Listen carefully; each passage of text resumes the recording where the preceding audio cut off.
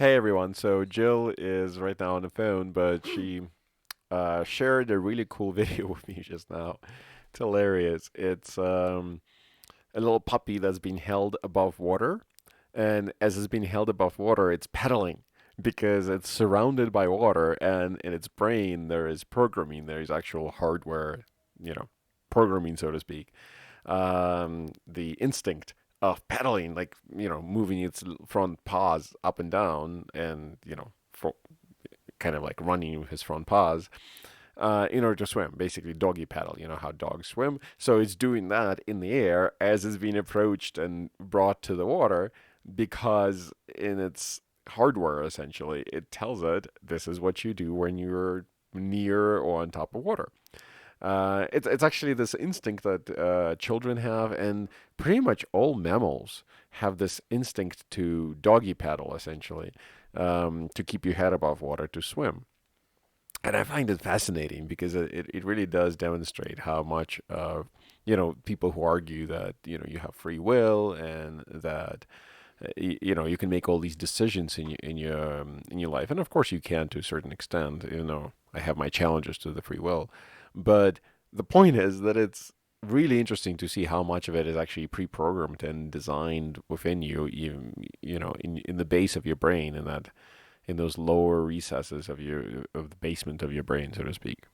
I wonder why I can't differentiate between being in water versus just sitting, like being held above water. Oh, it can. The puppy, he, I think, or she, I don't know. So it's like Uh, this fluffy bichon. yeah. So this little fluffy puppy, he certainly can differentiate from being in the water versus not being in the water. Like he knows he's not in the water, Mm-hmm. but there is a part of him, there is an internal part of him in his psychology that tells him that he needs to do this with his paws. So he does that with his paws, regardless of whether or not he understands that it doesn't actually do so. I mean, we don't know how much dogs understand about the reality of the world, to be honest, but chances are, if you could communicate with that puppy on a certain level and you would ask it, um, are you in the water now? It probably would respond, no, right? And then you would ask it, well, why are you moving your paws? And it would respond, well,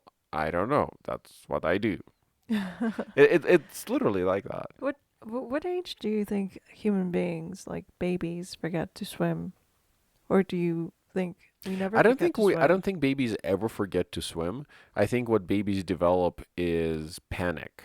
They develop enough thinking ability Mm-hmm. to where when they are thrown in the water, they panic and then they sink, right? Mm-hmm. I Uh, wonder how many parents are willing to throw their kids into the pool. well, because if you take little babies, right, like Yeah, little tiny, tiny babies, right, like like newborn. newborns, yeah, and you put them in the pool, most of them know how to swim. Not very well, but at that point, they don't know how to do anything very well, Yeah. right? But they know how to keep above their head above water, Mm-hmm. if absolutely necessary, right? Mm-hmm.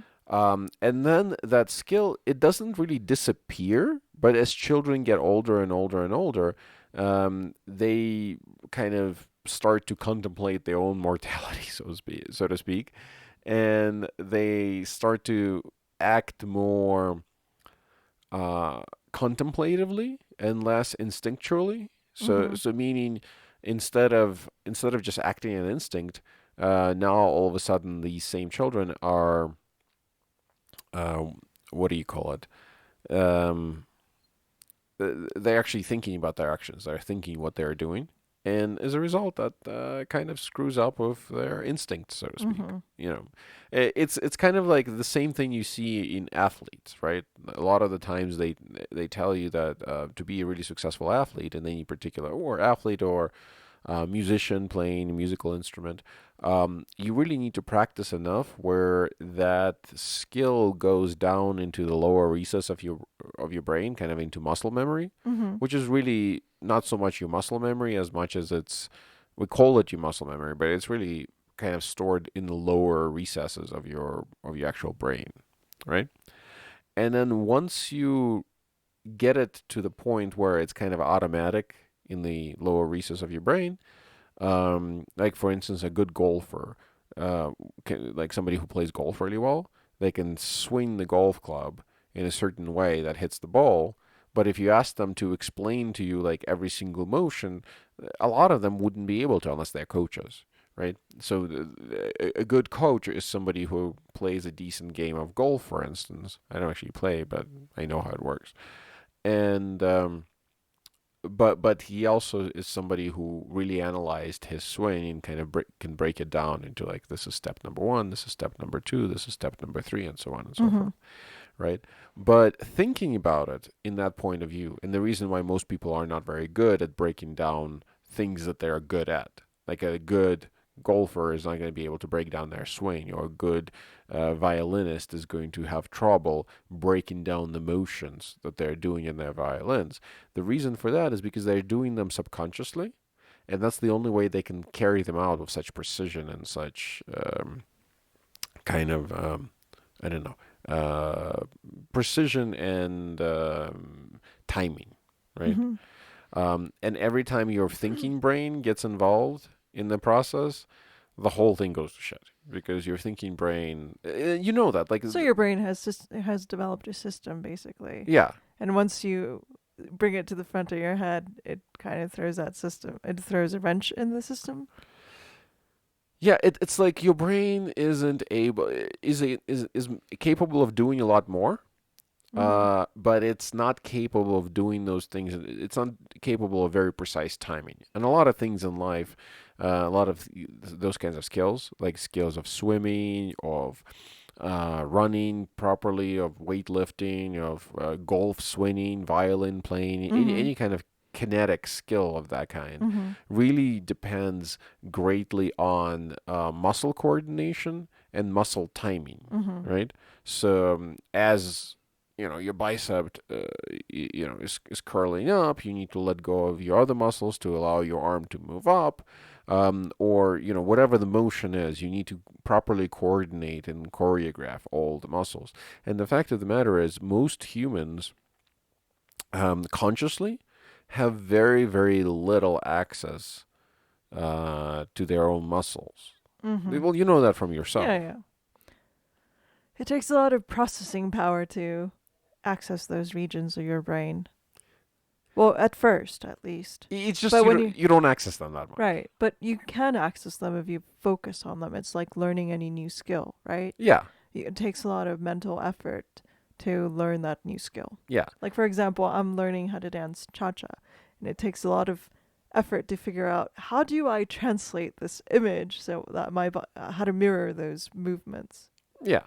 But the reason why that's happening is because you're trying to, for instance, dance right now, right? Right. You're trying to dance and your brain is thinking about it, and it sends messages to your like lower machinery in your brain. I forget what the technical terms are for your lower lobes of your brain, but the ones that are responsible for locomotion and proprioception, which is like your body positioning. Mm-hmm. And what you're doing is basically you're sending messages, very crude messages, to these locomotion kind of engines, right, in your brain, saying, "Extend my arm." Like, well, I'm extending my arm right now, but nobody can see us. So extend your arm to the right, for instance, right, Mm-hmm. in a very specific curved, like arched way, Mm-hmm. right?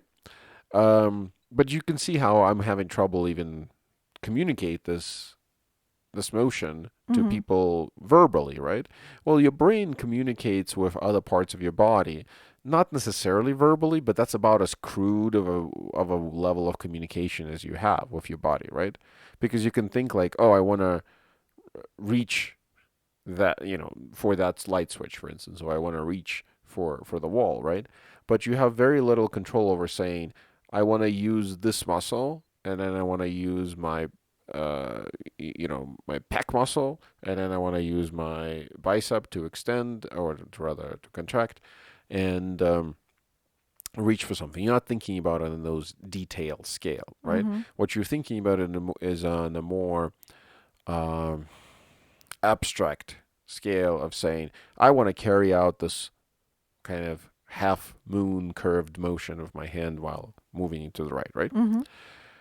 And then the lower machinery of your brain has to translate that into actual coordinated muscle movements, right? Mm-hmm. Because from your point of view, it's like, oh, I'm just moving my hand, but your hand has, dozens of different muscles in it, right? Right. And at least half a dozen of those muscles are involved in very careful, very precise timing and coordination to carry out that motion, right?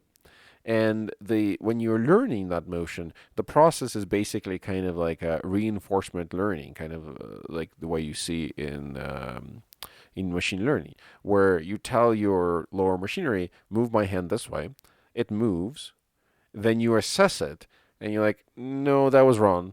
Move it again, but now a little bit lower. And then, like, over time, you just perfect this motion.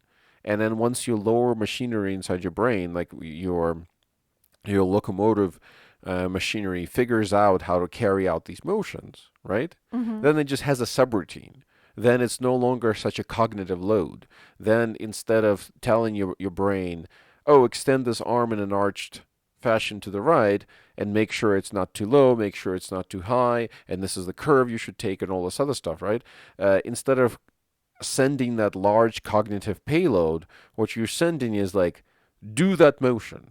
Do that Mm-hmm. motion that we do. And, in your brain, like, you name it something. You don't really name it something, but Mm-hmm. that's why it also helps, like, when you're learning things, like learning to dance, to actually name your moves and Yeah. break them down. Because when you name them and you break them down, you have, even though you don't then later on, you don't constantly say those words in your head, but a certain neural pattern develops where it shoots a particular neural pattern into the lower locomotive machinery of your brain to cause it to execute that particular move. And all of a sudden, it's not like a big burst of a bunch of information about the move, but it's just like its shortcut name. It's Oh, like, do that move, do I that move. I certainly have observed that. I did see that. Yeah, and that's how brain works. Uh-huh. So you basically, when the process of learning anything physical is literally a process of creating macros. Like in the computer world, you know how like you can create macros or like little scripts to do different things, Mm-hmm. right? So for instance, for our podcast, we process our podcast on a Raspberry Pi because it doesn't make any noise and you can just leave it overnight and it consumes very little power and it takes forever, um, but it doesn't matter because what we do is we just drop it into a folder and then the script runs and the script processes everything and then outputs the file at the end, Mm-hmm. right? So it's beautiful, it's easy, and by the way, highly recommend Raspberry Pi 4, $50. Makes no noise whatsoever, so you can just leave it in your bedroom and or in a van like we were going to do later on, and it just processes your stuff and you can upload it to wherever. And there's a really cool project, by the way, called YouTube Upload. Like just like there's a YouTube DL, it's like YouTube Upload, and it's a script that allows you to directly upload stuff to. But that's a segue. That's nifty. That's nifty. So what did we want to talk about today? Well, I wanted to finish. So Okay. like these things in your brain where you kind of naming different actions and you naming different motions, Mm-hmm. they're literally like macros. They're like a little script. You write the little script. Like for instance, on my laptop, I have an issue with Bluetooth where every once in a while, if you constantly connect and disconnected, you have to reset the Bluetooth, right? Mm-hmm. So I just have a little script that I can run, BT reset, and then it shuts down the Bluetooth stack, clears out the cache, and then turns on the Bluetooth stack again. And it's Mm-hmm. like a little script. It Mm-hmm. would take 3 commands, kind of elaborate. I would have to remember them, but instead I just wrote a script, and then I just write BT reset, and boom, it just does the thing, one after another, easy, simple, right? And if you are any kind of developer, you know that from yourself that you write scripts for literally everything on your server, on your development environment, right? And you do that to save yourself cognitive load. Or if you're a developer and functions are the same thing. Instead of thinking about, oh, I need to, open this file, read to this file, log this line of data to this file, and then close the file, you just write a function that's called log, log blah, and just does all that stuff for you, and it Mm-hmm. reduces cognitive load. Mm-hmm. So it's the same thing learning any kind of physical skill. You're basically engaged in a process of reducing your cognitive load more and more and more and more to the point where eventually when you're dancing, You just, whenever you hear a particular piece of music, you just, all you have to remember, that piece of music is associated with this kind of motion, and that's all it's all the thinking you have to do. And then you get better to, because usually with these kinds of physical activities, for most people, you go through stages. First, you learn how to do it like properly, right? And you learn how to dance, for instance, very accurately. And then you can jump to the point where now you can start to improvise, and you can think like, well, how can I improvise when I'm just learning how to dance and I barely can hold all this stuff in my head and remember all the steps and stuff like that, right? Well, Right. your cognitive load, it's not like you get smarter. Your cognitive load just goes way down, because once you assign little tags, little shortcuts to all these little moves, now you can become more creative, because now you can be like, oh, what if I do this move? And that particular move, you don't have to think about every step of that move. You just have to think like, do that move. And then there's a machinery in your body that already has a subroutine to run, right? Mm-hmm. So it's the same example as with programming the log function, right? You say, oh, log this text, and you don't have to worry about all the other stuff that the function is going to do to achieve that goal. Mm-hmm. So now you can concentrate on more high level things. So creativity in dancing, creativity in your basketball game or something like that comes with proficiency. Hmm. And the more you do it, right? Yeah. My mother is an artist, and for a really long time, she's actually a pretty talented, naturally, I think, artist, and she's pretty imaginative. But for a while, she didn't have classical training in how to draw.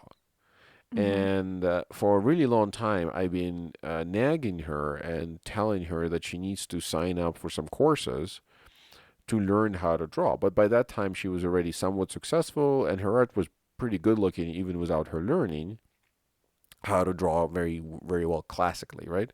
So she could draw things, and it would look nice, and it would look very pretty. But you could tell, if you, especially if you study art and if you look at art, that it's not fully technically well executed, right? Mm-hmm. And then she always would hide out of behind this different excuses, like, oh, she's an outside artist, or she's successful as is, or this is just the way she wants to draw, blah blah blah. And then eventually, after like 10 years or so, I nagged her enough into taking actual some fine art courses, where she learned how to draw portraits and people and stuff like that very well. Again, she could do that before, but now she could actually do it where it looks like a photograph, right? And you can say, well, we have cameras. What the fuck is the point of that, right? Well, the way it worked out is now she prefers to draw different imaginative creatures that she invents in her mind, aliens, mystical creatures, kind of like storied, creatures from kind of mystical books, or what were they we called, like fantasy, like Mm-hmm. fantastical beings, Whimsical creatures. whimsical creatures. Yeah. So she prefers to draw that, but the difference is now that she has the tools in her brain to convert exactly what she sees in her brain onto a piece of canvas. Mm-hmm. And that made her an infinitely better artist, not a more imaginative artist, mind you, because her style or her desire to draw certain types of things hasn't changed. And it hasn't taken away from her creativity. What it allowed is for her to express her creativity better by developing that underlying machinery. Yeah, like the technical, like the fundamentals, basically. Yeah. Yeah, I mean, so I would assume she already knew the fundamentals, but like there's still something, because I feel that's an approach that a lot of people have sometimes in their life, where they're like, well, I like that, but I like something where the glass blowing, pottery making, whatever you're making, right, or whatever you're doing. You say like, I like it, but I don't want to become a professional in it, because I don't see any point in it, right? Like, I'm not gonna become a professional glass blower or something like that. But I think it's important to work on your craft, and to constantly strive to make it better and better and better.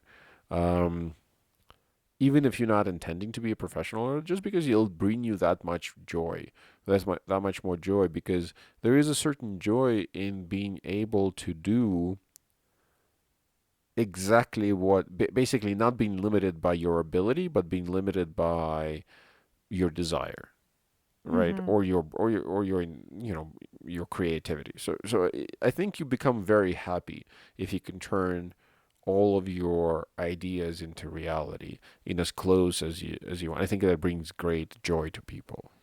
It's funny because in today's capitalistic system or world system, you can just have one skill and give it to some and ask somebody else to execute that idea for you. So that apply having the ability to create something from start to finish doesn't always apply. Sometimes you can just hire somebody to make this thing that you have in your head into a reality.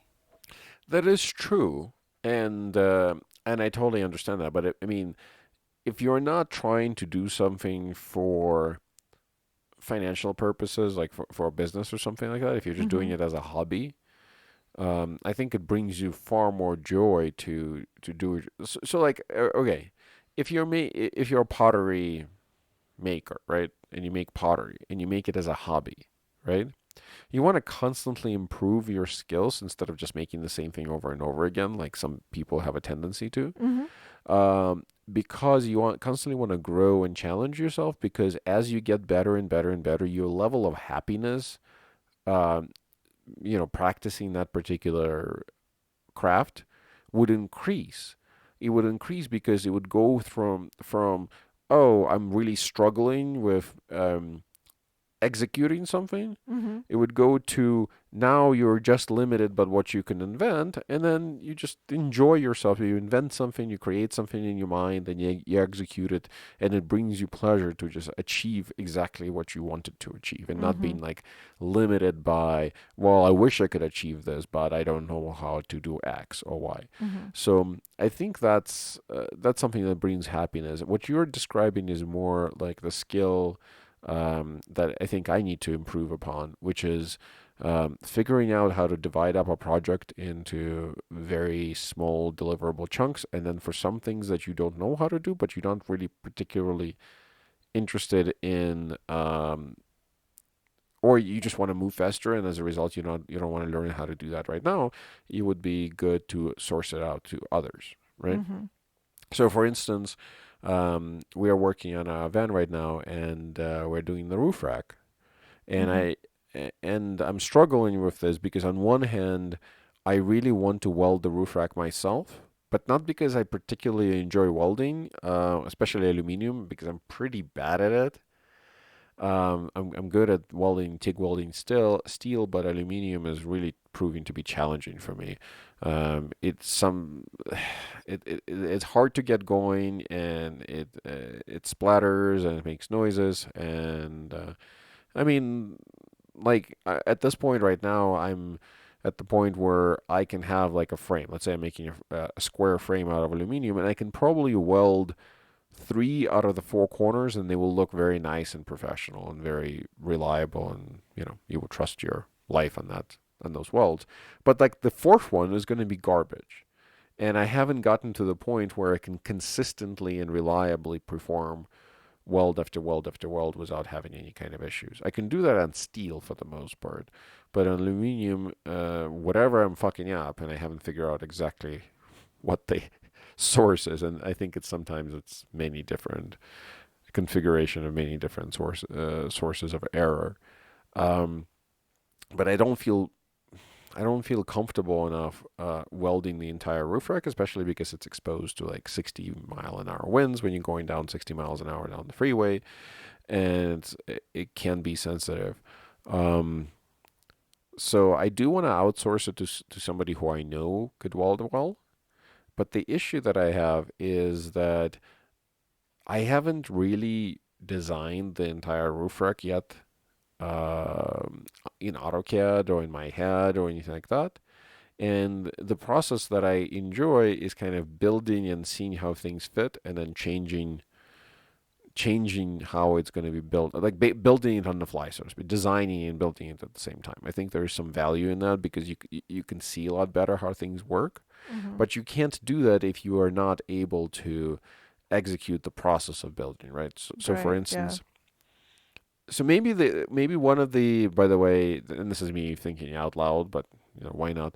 Maybe one of the things that we're going to do with our roof rack is we're going to cut it and we're going to tech weld it in place. And once we tech welded it and we get a feel for it, we get a feel that it looks pretty good, and this is what we want to go with. Maybe we'll drop off some of these tech welded parts at Adam's, a welder, um, place, and have him finish the welds nicely. Mm-hmm. And like mostly, we don't really care about how it looks, but I way more care about how strong it is, because it's a roof rack that we want to walk on, and it's a roof rack that we want to not fly off in the middle of the freeway. Yeah. You certainly don't want to cause any accidents. Yeah. So I think that It's might. very interesting what you say because um I kind of have like the different loser perspective on this How come? I because mean, I'm explain. I'm I'm someone who can have a feeling, maybe a visual of what I want something to look at, to feel like or look after I'm done with it. But I don't have the courage to actually start the project because I know that whatever I envision is not going to be as good as what I can create because my skills, my technicals are not there to Well, complete but the project that's what I in was an talking acceptable about. manner. Yeah, and this is what I was talking about with my mom. That when I encouraged her to learn how to draw well, I know she has the same kind of Eastern European, like we can do anything type of mentality that I have, right? You can do anything and you'll be the absolute And best. we'll do best. Yes, that's a Eastern European quality.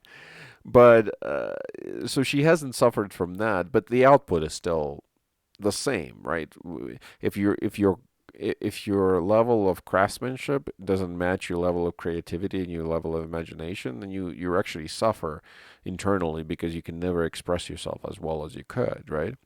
Unless you have courage and believe that you're Well, no, but you good. can have courage and believe, and you can express yourself. So what I'm saying is, even though my mom wouldn't have suffered from the same kind of issue that you had, where like, well, I'm not good enough, so I'm not gonna try. Her idea is like, no, I'm great, and everything should be awesome, right? And my art is awesome, and if you don't like it, you're an idiot. But the actual objective fact remains that her art is much better when she's technically proficient Mm-hmm. at it, right? So what I'm saying is, even though not everybody suffers from like the idea of like I shouldn't start, everybody suffers from the problem of like I'm not good enough, or my line or my art is not, like it doesn't match what I see in my head, right? So you're not unique at all in that sense. What I'm saying is, like for instance, Of course not. And you know, there's this great book called Feel the Fear and Do It Anyways, which advises people to acknowledge that a lot of people are feeling exactly the way you feel, but the truly successful ones, the ones that, go out and live life to the fullest, feel the fear and do it anyway, you know. yeah. So uh, the that's an interesting book. You haven't talked to me about it before? Oh, I read it some like 4 years ago, and it started with the example of like being a first time professor in a big hall. Every like if it's the first time you're going to give a lecture, of course you're going to be nervous. But you have and everyone else will probably feel nervous. But Yeah, you should go out and do it and you'll grow and you'll feel happier and you'll be more comfortable with it that makes as time sense. That passes. makes sense. Adam Savage, from previously from MythBusters, now from Tested, the YouTube channel, who I really enjoy, um, was talking recently about his drawing and how his drawing got better over the COVID days because he's been working in that. And he says that only now, like he says he's been drawing since like he was a young kid, but only now he's getting to the point where he's liking the output of like what he draws, essentially. Mhm. And what has he done to improve his drawing? Oh, just practicing. Okay. Just practicing. But the interesting thing that he was saying is while he was younger, he worked at the ILM, Industrial Light and Magic, Mm-hmm. which employs a lot of very talented artists, right? To draw backgrounds, to sketch out costumes, to do all kinds of things. Very, very talented artists Okay. who are professional artists, right? Who you can tell them what to draw and they'll draw it for you and it'll be amazing. And they're very imaginative people, of course. Mm-hmm. They're responsible for many of our movies. And he says that he talked to some very famous illustrators, and all of them, without exception, would say that they don't like their their line. They don't like how what the output of their hand is. Mm-hmm. Without exception, they'll say what they imagine is still like better and like higher quality and it's different from what comes out on page. And he says that nobody's ever satisfied with uh, how good their specific output is, because your brain probably is just, especially if you're a very creative person, your brain is capable of far more fidelity than your hand can deliver, Right. Yeah. right? Um, but at the same time, he says that these people continue to do things and they are the top of their field. Like, yeah, sure, this person can say that they don't like how they draw, but the fact of the matter is they're probably one of the better people in the world who are capable of drawing, Right. right? Yeah. So I think what you said in your book, I think it's true. You should just do things even if you're not sure, as long as it's safe, of course. Even if you're not sure that you know how to do something, right? Mm-hmm. Because even the people at the very top, a lot of the times don't know But what it's they're. also important to remember that dissatisfaction with your work is what creates progress. If you're dissatisfied, you will continuously try to improve things. I think balance is there appropriate as well. No. Balance, but a nagging sense of dissatisfaction also will get you to the next level. Yeah, I would say so. But you should be satisfied with the level. You should be satisfied with progress. So, I mean, you should be happy that you accomplished something, but uh, I think what I'm trying to say is that if you have a mindset that's like there's room for growth, room for oh yeah, yeah, improvement, yeah. um, you will progress further in your craft Yeah, I than think if the you. the, the balance that I was proposing, I think, is like that. Okay. So, well, you can keep going. I'm Or, sorry. yeah, I was just trying to say that it's important not to just sit on your laurels that you're the best and there's no more room for improvement, and such So, hubris leads to so a laziness. nuanced way of saying that then maybe would be that you should be you should be very excited and happy with the fact that you finished the project. So every time you finish the project, you should really make a big deal out of it, and you should tell everybody you know about it when you finish a project, because that keeps you going, I think. In the future, right? And you should surround yourself with people who will legitimately be impressed and interested by the projects you create, and who you can provide the same interest and impression in return. So basically, if you're making things, or if you're writing code, if you're designing things, if you're producing creative output, not fucking accounting spreadsheets, um, you want to surround yourself with people who are um, equally producing things in maybe in other areas. So that way you can get that emotional kind of feedback of like, ooh, I accomplished something, and people are impressed by what I accomplished. I should accomplish more things, right? Like that loop back thing. So I think that's very important. That's the positive. You should always think positively about your projects, I think. Otherwise, you'll be discouraged from trying again. But at the same time, afterwards, after you're done celebrating your project, and after you're done getting people's praise for your project, which I think again is important. You should critically look at your project and see like, oh, what would I do differently if I had to do a second one of these? I'm not making a second one of these, but if I had, what would I do differently? Because I think that's or or which part of it I wish I could do again because maybe I could have done it better, right? Mm-hmm. Because that's what fuels growth. Like just raw dissatisfaction with your output is something natural and people have a lot often, but I don't think, but it's not helpful for growth because if you Yeah, just you can make it more productive. well, because if you're just rawly like if you're just straight up dissatisfied with the product that you created, You scratch it all and start over again. well, you do, but then you don't learn anything, right? You don't learn something from if you say, "Oh, this entire like let's say you build I'm looking at uh what the hell is that called? A chest of A drawers, wardrobe. a wardrobe. I'm looking at a wardrobe. Let's say you were a carpenter who built that wardrobe, and then you look at it and you say, "Oh, I like it, but I don't like the angle that I did on the chamfer over here," or something like that, right? If you do that, then you learn something from it, right? Mm-hmm. So in the next iteration of it, you can be like, "Ooh, I did the same thing, but I improved the chamfer and it looks better now." Mm-hmm. Right now, I want to change maybe something else about it, but Mm-hmm. the chamfer is nice, right? So that's very powerful because you learn from that, and it's very hard to do. So I'm not saying because a lot of times you'll hear people say that, and they'll be like, "Oh, and if you don't do this, you're clearly a piece of shit." No, it's very hard to do. So it comes with age and ability to control your emotions a little bit better, I think.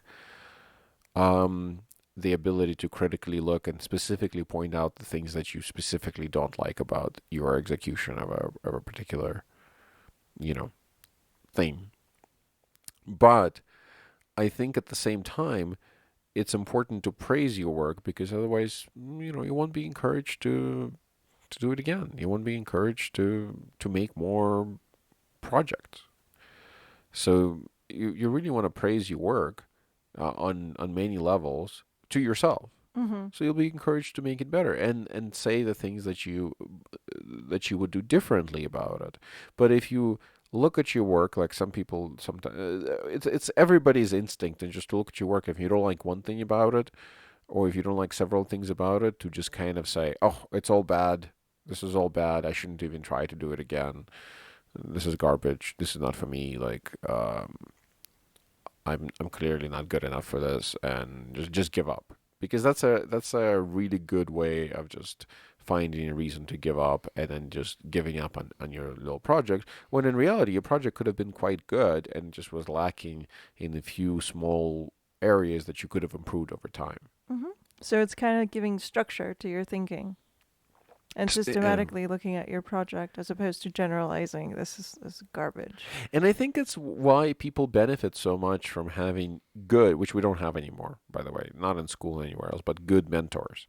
Because good mentors would be, or good coaches essentially, would be exactly the kind of people who would point out all the things you're doing right and all the things you're doing wrong, and they would structure your thinking for you essentially. Right, yeah. That's the value of a good coach is somebody Mm-hmm. who breaks down the problem enough to where they can say, "No, no, no, you are improving here, here, and here, so don't feel like you're stuck, but you are stuck here, and this is what we're going to work on." Mm-hmm.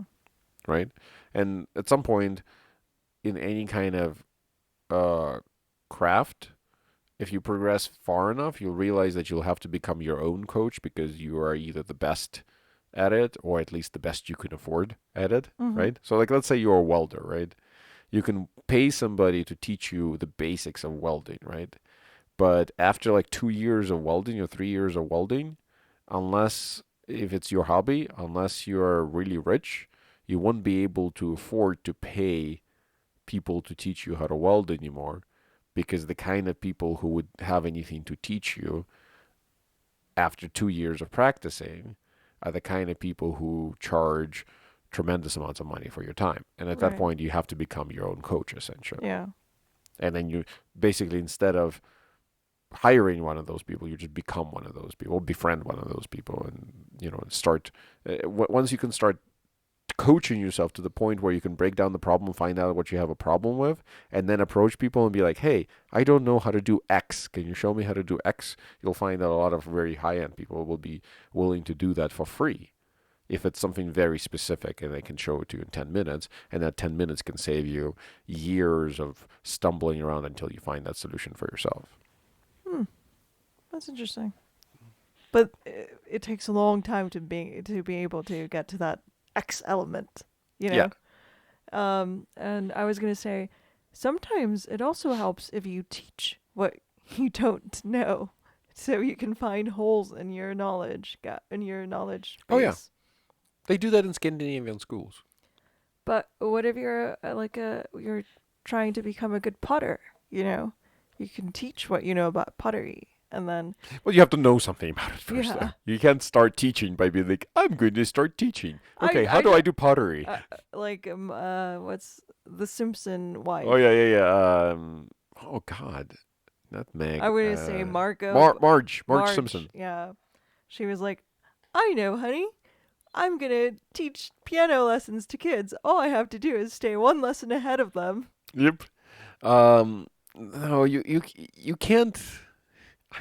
If you're gonna teach people, uh, if you're going to teach people how to do shit that you don't actually know how to do yourself, please at least don't charge for it. Um, that I think that's important.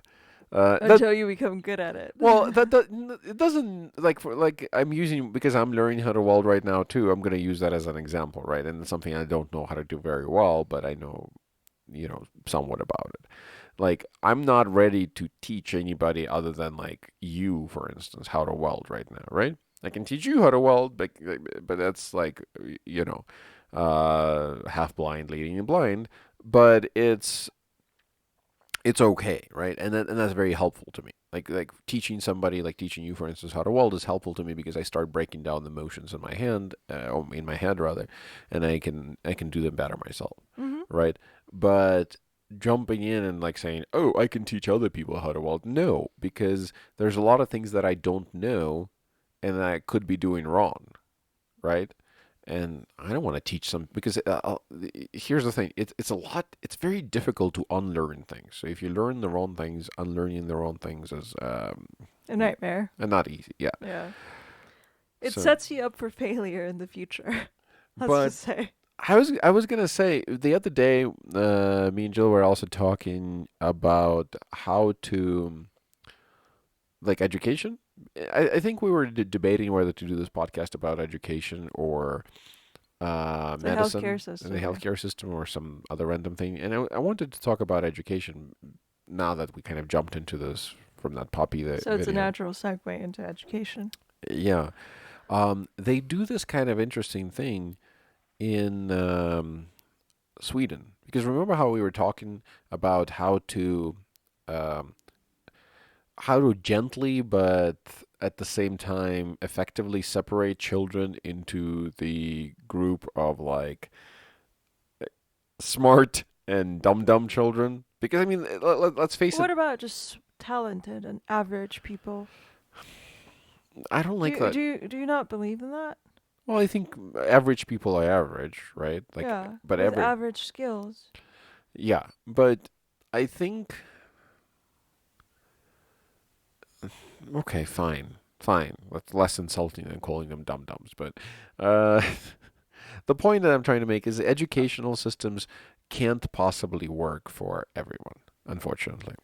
Meaning there are certain people who you can educate. There are certain children who you can educate really, really quickly, and they can progress really, really fast, and then they can become quite outstanding in your society. And majority of children are going to make the majority of future people, which means they're going to have an IQ of around 100. That's the mean IQ around the world. In fact, IQ in itself is the intellect quotient or whatever the fuck they call it is centered around 100, right? So the center of the bell curve is centered around 100 IQ. So half the people are below 100 actually, and half the people are above 100. So kind of scary. But you need to educate all these people, but some of those people, like some children who are particularly talented, are really held back by the standard educational system, right? Right. I think that's really the case. It's difficult to whittle out the children that can learn quickly versus the children that cannot learn quickly in some ways, because you have to be looking for specific markers, I believe, about where a child's talents lie. Because a child may not be a talented reader, he may not be a talented problem solver, but he may be a talented reader. You know, people's interests and talents are in different things. So whittling children out into different groups where a child excels in a particular area, I think, might be a good idea. And by the way, I totally understand what you mean about children who are dum dums versus children who are a little bit more clever, because I actually experienced some of this when I was a grade school child, and I'm not sure if my experience was in any way helpful, or at least, or if it was colored by my own judgments about people. But I remember in the third grade, I was in a class, I believe, yeah, in my local elementary school. And we had just moved neighborhoods. And this neighborhood that we moved into was not, I don't know, was not a very fancy neighborhood. It was kind of like a poor neighborhood. And I was being shifted around in different classes because the previous year I had moved to the United States, and I was an ESL student, and or at least the system judged me to be an ESL student, and I was put in with this group of children who were, in my opinion, exceptionally dumb, and I continued to experience this up until the age of maybe 14, when I encountered exceptionally smart people, and then I felt like a dum dum, and I don't know. I think there are different levels of smartness. Well, there are, but I think it's also so we need to, if you structure in society around this, right? I think a lot of people will see, even in this conversation, it's hard to figure out how to effectively basically separate people, but at the same time not separate people, because I think there is a certain maybe disservice that it's also done to children if you were to separate them into like the gifted and not gifted students, because the reality of the situation I is, think it's a gradient. What I'm trying to get well, no, it's to, of course it's a it's gradient. it's that it's a gradient. Like, I'm not the brightest uh person in the world, right? Hmm. But I'm also not the dumbest, and I can see when people are not thinking, No, but you of know. course it's a gradient. Like we know it's a gradient. So separating people into average and uh, above average is not a good system, in my opinion. You would have to have more differentiation, Why? because then you're going to do disservice to people like me, who are not the brightest but are not the dumbest either. Well, you can have a, yeah. So you have to you're studying, you're reviewing statistics right now, so you have to think about those curves, right? And let's use IQ as a measuring stick, though I know that it's not an end all be all um, criteria. Um, so imagine that there is other similar um, gradations for other types of abilities, like for instance your verbal ability, your ability of persuasion of people, your ability to read the room, so to speak, situational awareness. All that stuff is also intellect, but it's not measured by IQ tests. But let's pretend that maybe such an extensive test is available, and you have a group of people, and in that group of people, the overwhelming majority of people, so basically 80%, and let's say it's 100 people, right, or 100 children, and out of those 100 children, um, have I'm gonna call it an OQ, an overall quotient of 100, right, Mm-hmm. and then there's like 10 children that are below 90, and then there's 10 children that are well above, not well above, like above 130. Mhm. Right? In human, it's kind of it's a weird little curve because it skews. If I remember correctly, it skews a little bit to the high side. So, we have people with IQs of like 180. We don't have that many people with IQs of 20 because, you know, there's only so low you can go. You would be dead. You wouldn't be dead, but you'd be a But vegetable basically at that point. I believe Like does monkey is does like a 60. does IQ go up with age? No, but it reverts to your mean. It was just kind of interesting. So they did these Are you studies. gonna have the same? I'm sorry to Uh-huh. interrupt you. Are you going to have the same IQ when you're 5 as when you're 50? So again, no, it reverts to the mean, which is really interesting. And Can by you revert to elaborate? I'm sorry, not to the mean, to the genetic mean. Okay. So given your genetics, you have a certain intelligence kind of preordained in your genes. So it's Okay. just luck at that point. And this is why also it's wrong. Like when we're talking about separating people, we want to do so in a way that is efficient, effective, but non punitive because the people who are not particularly intelligent, they didn't choose to be not particularly intelligent. So we can't penalize people for something that clearly isn't their fault. Um, but in any case, um, they they did these studies, right? So and that showed that if you're genetically of a particular intelligence over your lifetime, you basically slide into that mean. You slide into that kind of predestiny, and they did that with their favorite thing to study, which is identical twins. So they would have identical twins that went to different households because they were adopted, and then they tracked them over the years, and they did IQ tests, and the twin that went to like a prestigious school and received like a challenging high-end education Mhm. had a higher IQ than the twin that went to like a mediocre school and just received a standard education at the age of 16. But by the time of the age of 40, their IQs basically overlapped. They were identical. Hmm. So what that means is basically there was a certain potential within both children, Mhm. and one child um, reached that potential early on because it was challenged, Mhm. and then the other child had to grow up, go through the world, and experience some things and get challenged by the world before he achieved the same level of intelligence, so to speak, and information processing. Right. But in the end, they both reached kind of the same goal, which was predestined um, by their genetics. Same thing is actually true with political affiliation, believe it or not.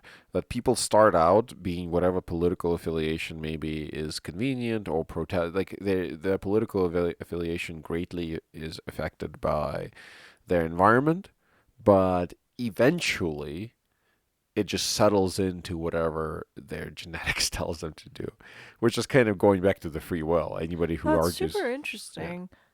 When would you say you would revert to that mean? In middle age, or when? Well, Like. they showed by the with IQ, these studies are incredibly limited Mhm. because there's very few identical twins that we could study with this kind of thing. So it's like 5, 6 people. Right. It's So not like limited sample. very limited. It's like N5 and the N of 5, N of 6, and N is Right. number of Right. people in the experiment. Not like hundreds of thousands or something like that. So you have to be a little skeptical about this, but it seems like 40 years old was the right around there Mhm. for most people. You have to wonder whether or not that was just because the study ran out when they were 40. I'm not sure. The study ran out at some point, right? Okay, so they ran out of funding. And these are the kind of studies that take, for obvious reasons, decades to complete, and as a result, are quite pricey to actually conduct. Right. So I'm not sure exactly whether or not like maybe it goes even further, like where it overlaps perfectly by the age of 50 or 60, and we just haven't gotten to that Mhm. portion of the study. I believe maybe the study is actually ongoing still, but Mhm. it just keeps happening, right? Because it takes humans live for a long time. Well, They don't actually. Humans live for a relatively short time in a geological scale, for instance. But um, you know, if the experiment is conducted by humans on humans, then the life of the experimenter is the same, like roughly the same length as the life of the experimentee. Mm-hmm. So you can only, let's put it this way: if you want to conduct a full length, full life experiment on humans within your lifetime, you can only do one of those. You can take on apprentices. But you won't find out how I, it ended. yeah. You won't find out the result. You Yeah. can start it, but you won't be able to finish it. Right? Oh, that's like one of my favorite documentary series, the 7 Up documentary series, which tracks a group of people from the age of 7 and revisits them every 7 years and checks in on how they're doing and how their life has changed every 7 years. Yeah. So if you're like a researcher in your 20s when you start that, by the time they're 70, you would be 90 and probably not working anymore and possibly dead. Mm-hmm. So it's an this is why, whenever we do any kind of experiments to test drugs and stuff like that, we test drugs on mice instead of people, because mice live for 2-3 years and then die from cancer. And they die from cancer because they have they're genetically mutated mice. We're not even using proper field mice. Mm-hmm. Proper field mice don't die from cancer. But let's go back to the education Oh yeah, we education have system. diverted yet again. Sorry, we've meandered off into a different path. It's very interesting to me to think about an educational system that would work for the majority of your population without kind of stratifying your population into the groups of, uh, you know, untalented people versus talented people. Yeah, that would breed resentment, so you don't want that. Instead of resentment, what you want is natural. We want to build respectability for intelligent people again. Unfortunately, we lost that. I think that's totally dependent on your bubble. In my at least in my own bubble, I've always thought intelligence was cool. No, no, no. Okay, that may be true, but in popular culture, think about it as look at what's happening right now with all these anti-maskers, all these people who are screaming that the vaccine is there, full of microchips. And I'm not saying that all the vaccines. We had mentioned the complicated reality of vaccines in the past, and we have talked about the nuances in all these questions, right? But there are certain people who are just empowered in our society right now through their ignorance. Like they think that their ignorance gives them extra power not to be convinced by the dark forces of the people who they don't understand. And that didn't used to be this way. Like America didn't used to be like this. Just as an example, we were talking about Ganoderma lucidum mushrooms, which is reishi mushrooms, Mm-hmm. this morning because I got a nosebleed a couple of days ago, maybe yesterday, and I attribute my cure of nosebleeds to these mushrooms. Uh-huh. For 6 months I haven't had a nosebleed, and before that I used to have my nosebleed 2 to 3 times a day. Yeah. And and I was looking up what kind of research there is, what kind of scientific papers that have been published, and what about this mushroom, Uh-huh. and what they state, and I simply discovered that people have been trying to use them for diabetes, and it hasn't worked for diabetes to reduce your overall blood glucose levels Okay. and stuff like that. Well, I mean, it's not going to work for everything. And I mean, Well, we don't know if it works most or not. published papers out Yeah. there are about its impact on diabetic patients. Yeah. Well, you also have to remember that diabetes is also what gets like the most money nowadays, because diabetes is just rampaging through the world. And I'm not even talking about America. Diabetes is rampaging through the world. It's like a slow-moving disaster that we're not even aware of. Yeah. And China's going to confront a huge problem with Oh, that yeah. as they transform the China, society. Ukraine. I'm sorry, this is going to be like another really quick sidetrack, but just the other year, like earlier in 2020, I decided to drive around some parts of old USSR, where I used to live. And back when I used to live in USSR, not every person, there were some people who were literally diabetic and they were obese, they were overweight.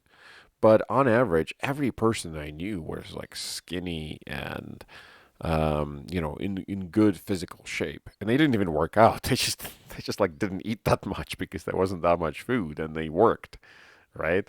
So people were skinny, they had straight postures, and because they didn't sit that much, and they were in good shape, and they walked everywhere. Like you would walk everywhere because nobody had cars, right? Now, I'm not saying it's ideal, but just saying. Now we did some driving around, virtually driving around using Google Street View Hmm. in those parts of those cities, and I was shocked because I haven't been to Russia, Ukraine, Poland, like any of those areas for probably 15 years now, Hmm. and I was just shocked to see the average person on the street is literally several sizes larger than what I remember. They're like Wally people. They're becoming like Wally people. And I don't think it's their fault. Like we always blame the people for it, but don't we see it if it happens in country after country after country? Certain things, namely the standard American diet and the Coca-Cola company and all the sugar drink companies come in, and then a decade or two later, you have a diabetic health crisis. And all these companies with Coca Cola and Pepsi Cola in charge are saying, oh, we don't know what happened. There's no proof that we are the responsible ones. Yeah, there is fucking proof. Right. Yes, there is fucking proof. Yeah. I mean, I know that what are you going to do? You're going to put Coca Cola out of business and somebody else is going to put sugar into water and sell it? I mean, that's just, that's not a solution. I'm not advocating make Coca-Cola illegal, but let's honestly talk about what's causing these problems. It's not the laziness of people, it's not their bad culture, it's not their bad genetics, it's nothing else. It's literally eating shit. And I'm not saying again like that guy in New York, what's his name?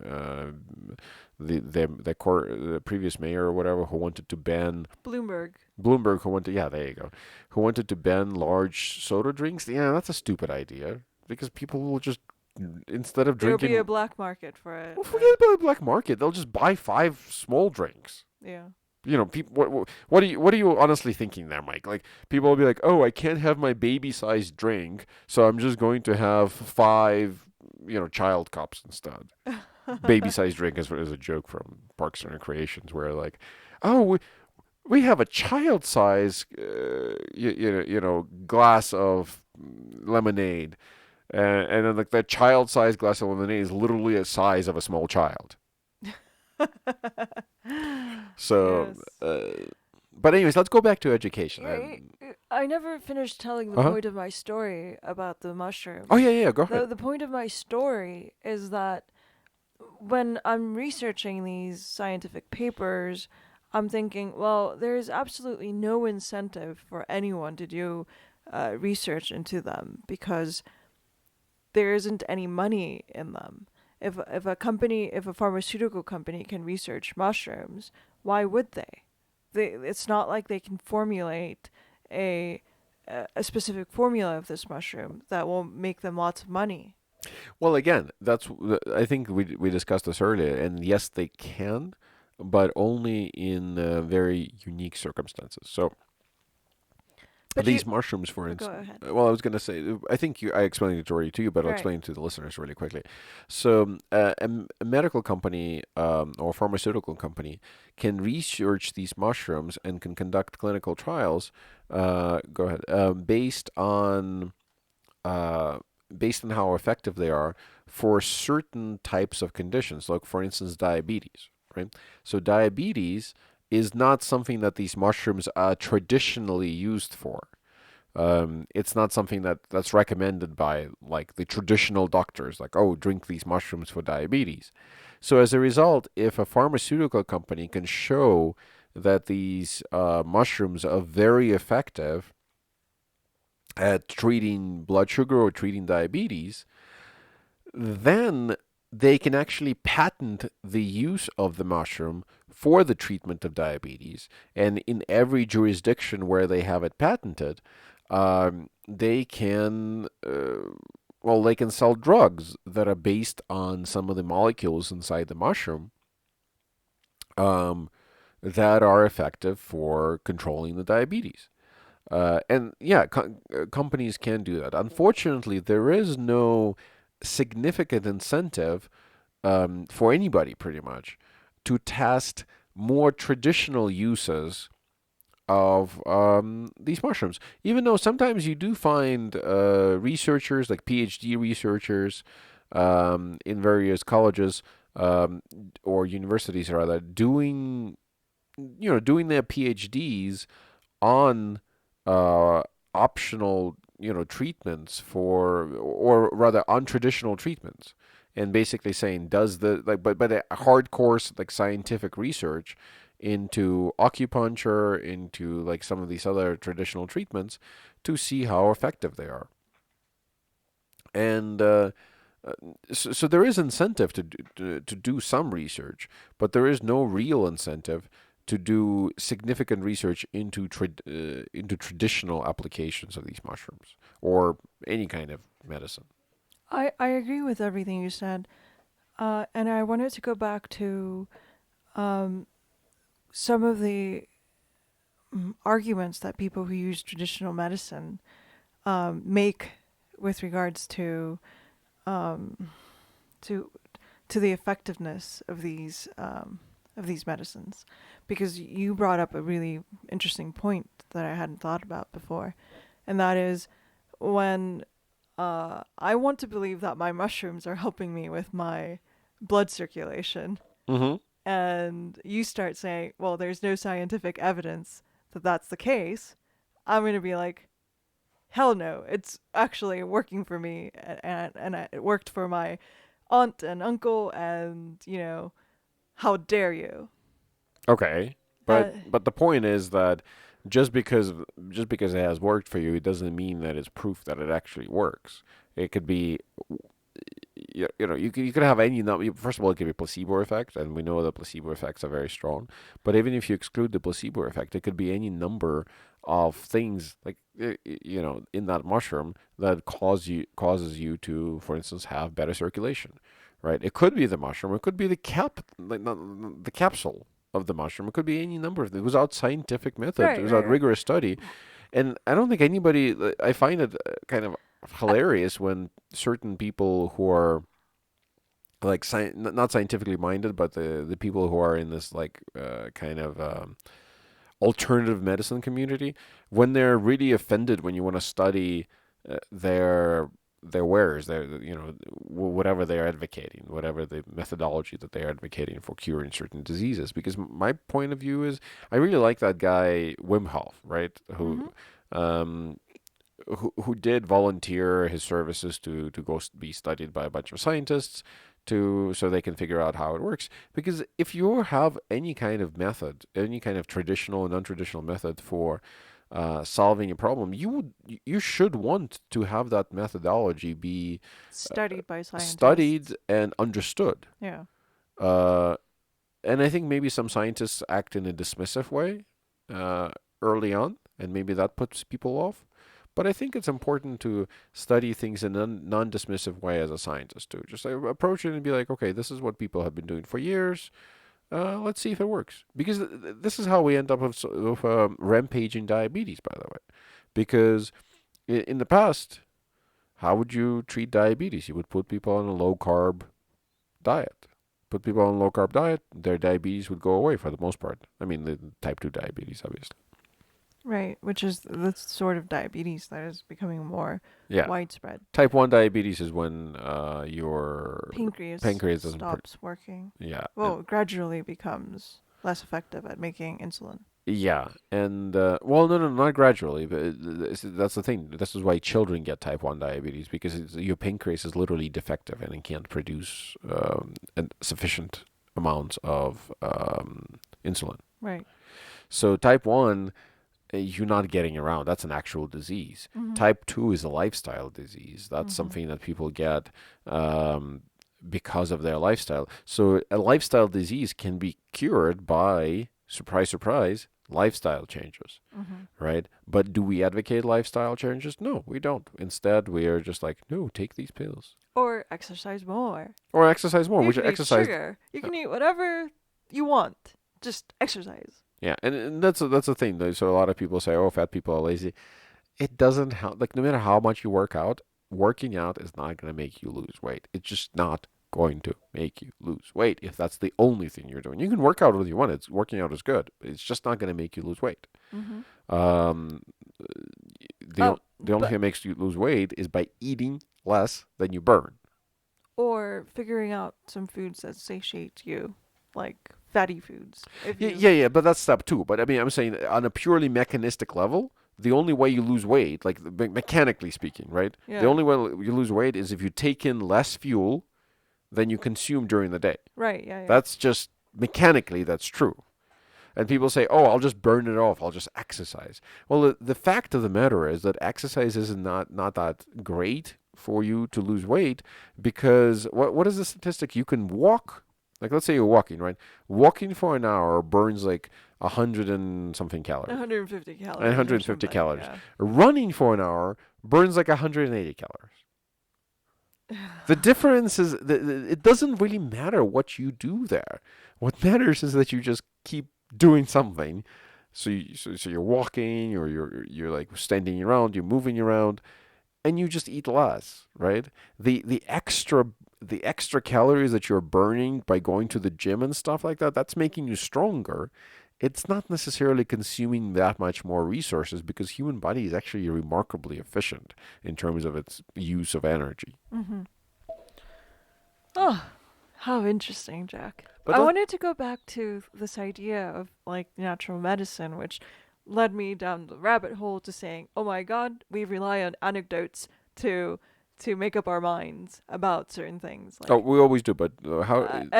and when you and Dogbert, is it Dogbert? From From Dilbert? Dilbert says Yes. the best sort of evidence is anecdotal evidence. I think that was meant to be a joke, but Yeah. yes. But that's become a thing in today's day and age. We don't know how to read statistics, and anecdotes seem like the best sort of evidence for anything. You know, Jack there, made $1 million, so we must be able to learn something from Jack, and able to replicate his ability to Well, make $1 million. anecdotal evidence is powerful and persuasive evidence because people think in stories Yeah. and people remember stories. But anecdotal evidence should be, we're improperly using anecdotal evidence. That's the real problem. Anecdotal evidence should be used for illustrative, not. It should be used to. It should be used to illustrate the point, not to prove a point. Mm-hmm. You have to prove the point rigorously and mathematically. Once you have proven the point rigorously and mathematically, whether it's statistically or through research. And using a large enough sample. Yeah, of using people. using good sample sizes. Once you have proven your point, then there is no harm in picking particularly persuasive anecdotes from your data set Mm-hmm. and using.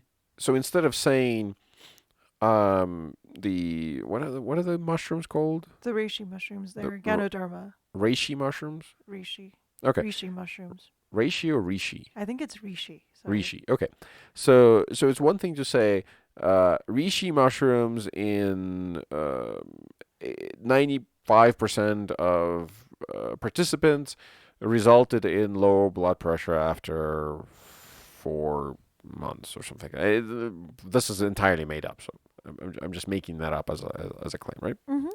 So if I told you that, right, like so reishi mushrooms after 4 months of taking 95% of participants resulted in a lower blood pressure, right? In the lowering of blood pressure. Not very persuasive. You probably will forget about that and not care one bit. If I said, oh, reishi mushrooms are really great based on our studies for lowering blood pressure. John, for instance, was able to lower his blood pressure from 142 to 120 in just 4 months by taking for all of a sudden that information really sticks in your head much more. You Mm-hmm. see efficiency. So it's okay to use anecdotes, but see when you learn that, then the temptation is to just find good anecdotes and fuck the data. Let's just make a point because Right. you can make a point using anecdotes, Uh-huh. and people will believe you. It's not going to make what you said true though. Right. So I think that's kind of important to remember. Mm-hmm. Um, Interesting. But how do you, let's go back to, how do you reason with people who want to use anecdotes and, you know, basically don't want to argue with you that they're wrong about the information that they so have? that was my kind of realization, and I wanted to pitch this idea for educational system that may actually solve that problem. And I think in Scandinavian countries they do something similar. But I'll get back to it in a moment. But the overall problem with expertise that I wanted to point out that we kind of lost um, is that Neil deGrasse Tyson has now an advertisement on YouTube that pops up every once in a while where he starts off by saying that the greatest challenge in the world is knowing enough about the subject to think that you're right, but not enough to know that you're wrong.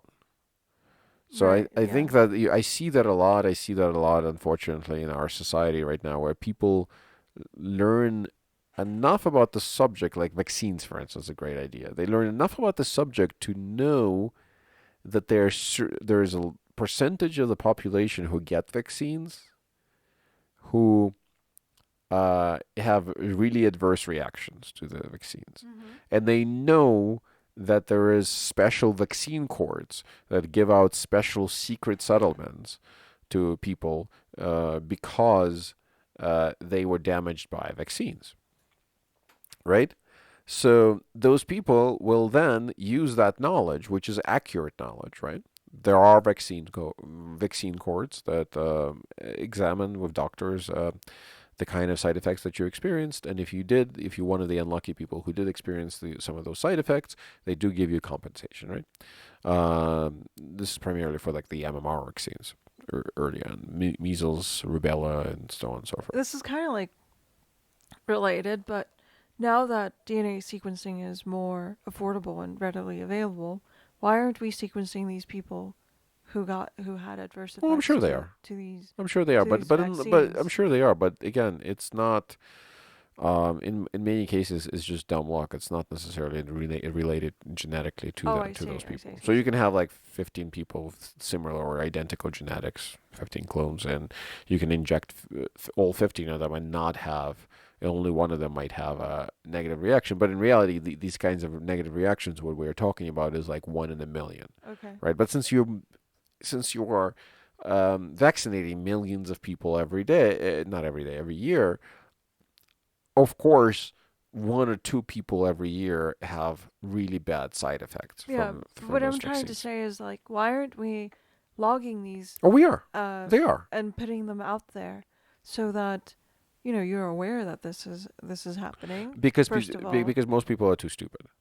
and I'll make because if we were or at least we think that currently most people are too stupid, and the stupidity of the people is not a representation of their actual intelligence. It's the culture. Our culture is really stupid.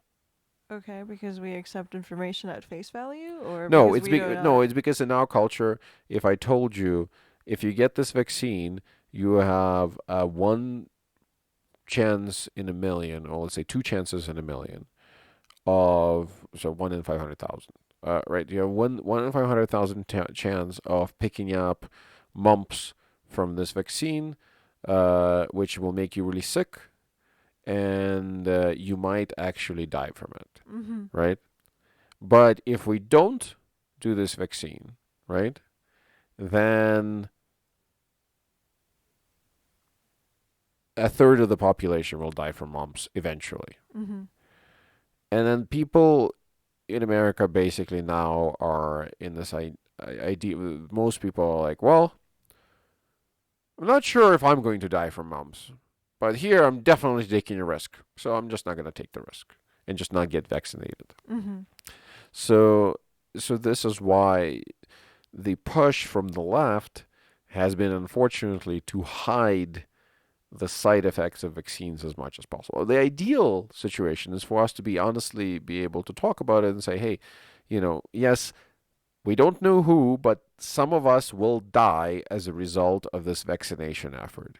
But if we don't do it, then many, many millions of people will die instead of one or two people per Mhm. year Mhm. from this disease. Mumps is very contagious and very bad for us. So, and it makes people deaf. So on occasion, I believe.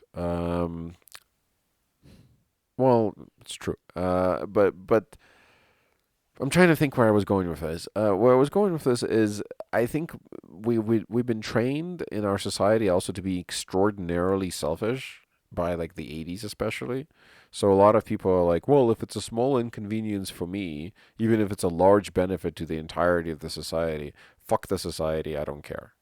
Oh, I see. So those are the people who are saying no to vaccines, the It's anti-vaxxers? the same fucking people who can't be bothered to put on a mask and like, I can't breathe in this mask. I can't breathe. I can't breathe. I'm like, fucking lose some weight then or do something. If you can't breathe through a piece of cloth, you have serious problems that go beyond your ability to put a cloth on your face. But this whole like anti-mask situation, it's the ultimate example of saying basically, fuck society, I have rights. Mm. Like, yeah, you And have then rights, but there's the other group of people who heavily rely on what the government and people in authority have to say and blindingly follow them. Like parents who just say, no, I but this is why we need again balance between those two ideologies, right? So on one side you have people who will like you said blindly follow authority, right? We don't want those people to because they'll do stupid things. They're also stupid, right? We don't want people who blindly follow authority, but we want people who look at the situation objectively and say, I don't know enough about the situation. There must be a reason why they're telling us to wear masks for some reason. It doesn't harm me that much. I'm going to wear a mask assuming that I'm helping somehow someone, right? Because the people around me seem to be doing this. It might be helping us. Let's go ahead and do it, but I'm going to look into it and find out why this is effective, right? And I'm going to start from the premise. See, too many people start from the premise of masks are not effective. Here, let me find some statistics that prove my point, right? Start from the other perspective. If you're looking to disprove whether or not masks are effective, start by figuring out exactly why people who are asking people to wear masks, why do they believe that that's a good idea, right? right. This is something we have lost in our society. And we lost this respect for just general proficiency of knowledge. Because if you look at the movies from the 50s and the 60s, right, you always have scientists and generals and other people acting responsibly and logically. Mhm. And you're like looking at this and you're like, oh, people in who achieve some kind of notoriety and authority in life, like they don't get there by accident. They get there because they're rational, responsible, dedicated, patriotic humans, right? And now we shifted to the point where people like fucking Jake Paul and an unpatriotic, dumb, And make fucking irrational moronic decisions. person who is utterly irrational, And irresponsible. irresponsible, terrible, legitimately terrible human being, legitimately a terrible human being who deserves death, quite Looking out honestly. for number one. Looking out specifically for himself and making money from young children, and he is the role model for the next generation. Well, when you put it that way, it seems Yeah, extraordinarily yeah. It's it's terrible. it's not, and in every generation you have these kinds of like people always kind of belittle and yell at the next generation's idols, right? But You I know, you think know the this time around it's particularly shitty. the real proof of these people's characters would come in a difficult time. Put that Jake Paul or whatever Paul people there are, Oh, and he will sell the out every single person in a room the just to save his shit. the Trumps of the world, and have them all be in an apocalyptic scenario. And what happens then? Oh yeah. Are they going to be killing, the underprivileged and the ones in trouble? No, but I can tell you this. I can tell you that in both cases, in cases of Jake Paul and in cases of Donald Trump, if they were stuck on an island with you, you would find them secretly eating all the food at night. Yeah. They're that evil of a person in all situations. They're like, let's put it this way: if you ever in your life get stuck on an uninhabited island with a group of fine people, and there just happens to be a Donald Trump or Jake Paul in there, just discuss it amongst yourself and kill them early on. Send them off in an ice float. No, ice float. Eat them. Good food. We kill them early on. Fucking terrible humans. Terrible humans will derail your society really quickly. And we need. Spoken like a true communist. Yes, you really need to. You need to like either culture them out or just ostracize people like that. And the way you culture them out and ostracize them is again through good education. And this is where we can jump into the where we wanted to talk about it, which is education. So tell me more about this education system that you came up with. Have you come up with an education So system? I had an idea that I wanted to share, and Okay. I'm not entirely sure. This is a thought in progress, but we can play around with it. In Scandinavian countries, I want to say it's in Sweden, but I might be wrong about that. Maybe it's Norway, one of them. Finland has always been Maybe Finland. praised for its amazing school system. I don't know. Okay, The West. one of them, and it doesn't really matter which one. Um, Practices this thing where from the very young age they have kindergarten, I guess, and then the first grade. I don't know what the names for them are, but it doesn't matter. So around the age of 5, your child starts going to school and they start learning things, and they have these reasonably small classes where they sit like 15 to 20 people, and they learn a bunch of things, and they put a lot of effort in learning hands-on things, Mm-hmm. not just math and science and things like that. Mm-hmm. But then they divide up children into groups where they take the lowest performing students and they pair them up with the highest performing students. Mm-hmm. So that way, the smartest, or at least the best performing student in the class, is paired up with the worst performing student in the class, and the second smartest person in the class paired up with the second, and so on and so forth. And then Mm-hmm. the people in the middle are, in the middle, right? Mm-hmm. And the idea behind that is that then you have the pupil who is like really good at whatever you're studying, let's say math, right? Okay. Gets to tutor the child who is really bad at math, Mm-hmm. and they get to tutor them to improve their skills, right? Mm-hmm. There are two benefits to that. First, I think children learn much better from each other than they do from adults. I think that's just reality, right? And second, it for the child that is performing really well, it's a really huge advantage because they get to teach the skills that they learned, which means it really sticks in their brain. It makes them smarter. It literally makes them better educated through this process of teaching others, Okay. right? On the other hand, the pupil who is struggling, the child who is struggling, gets to learn in less kind of maybe embarrassing or less stupid way from one of his peers, his or Mm-hmm. her peers. Mm-hmm. So that way they can be, there's little tricks and things like that that their peer can teach them that they can get through this quicker. And maybe this is not, maybe this is a pupil who has no real desire to do mathematics for their entire life, right? But they'll feel accomplishment in figuring it out, and they'll feel even more accomplished because they had like a student in that classroom teach them this instead of like a professor kind of like drilling it into their head, right? Right. So there is a win-win situation there. The low performing student gets tutored the high performing student gets to be even smarter than they were originally were. So you kind of Mhm. you getting a mutual benefit there. But the more social benefit is the kind of students who get left behind in classrooms because they they haven't understood the concept and whatever. Mhm. A lot of the times they get left behind early on, and then it's kind of like a snowball, just like with the successful students, the snowball effect of them becoming better and better winners and progressing through life. There is a similar snowball effect of failure.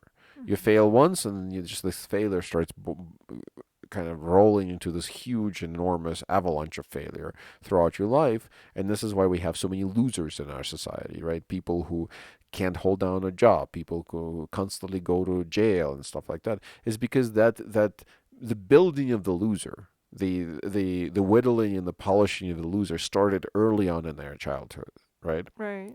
And by taking those children that would become losers and instead partnering them up with winning children gives them a little role model, right? Maybe not a great role model, but it's like a role model of somebody who's just like them, same age, same everything, and they're doing better. And then that encourages internally people to do better. The second thing that it does is they see like, oh, this person, this child is far better than I am, right? But they're willing. Maybe you build your culture so they're doing, so this is not like a chore, right?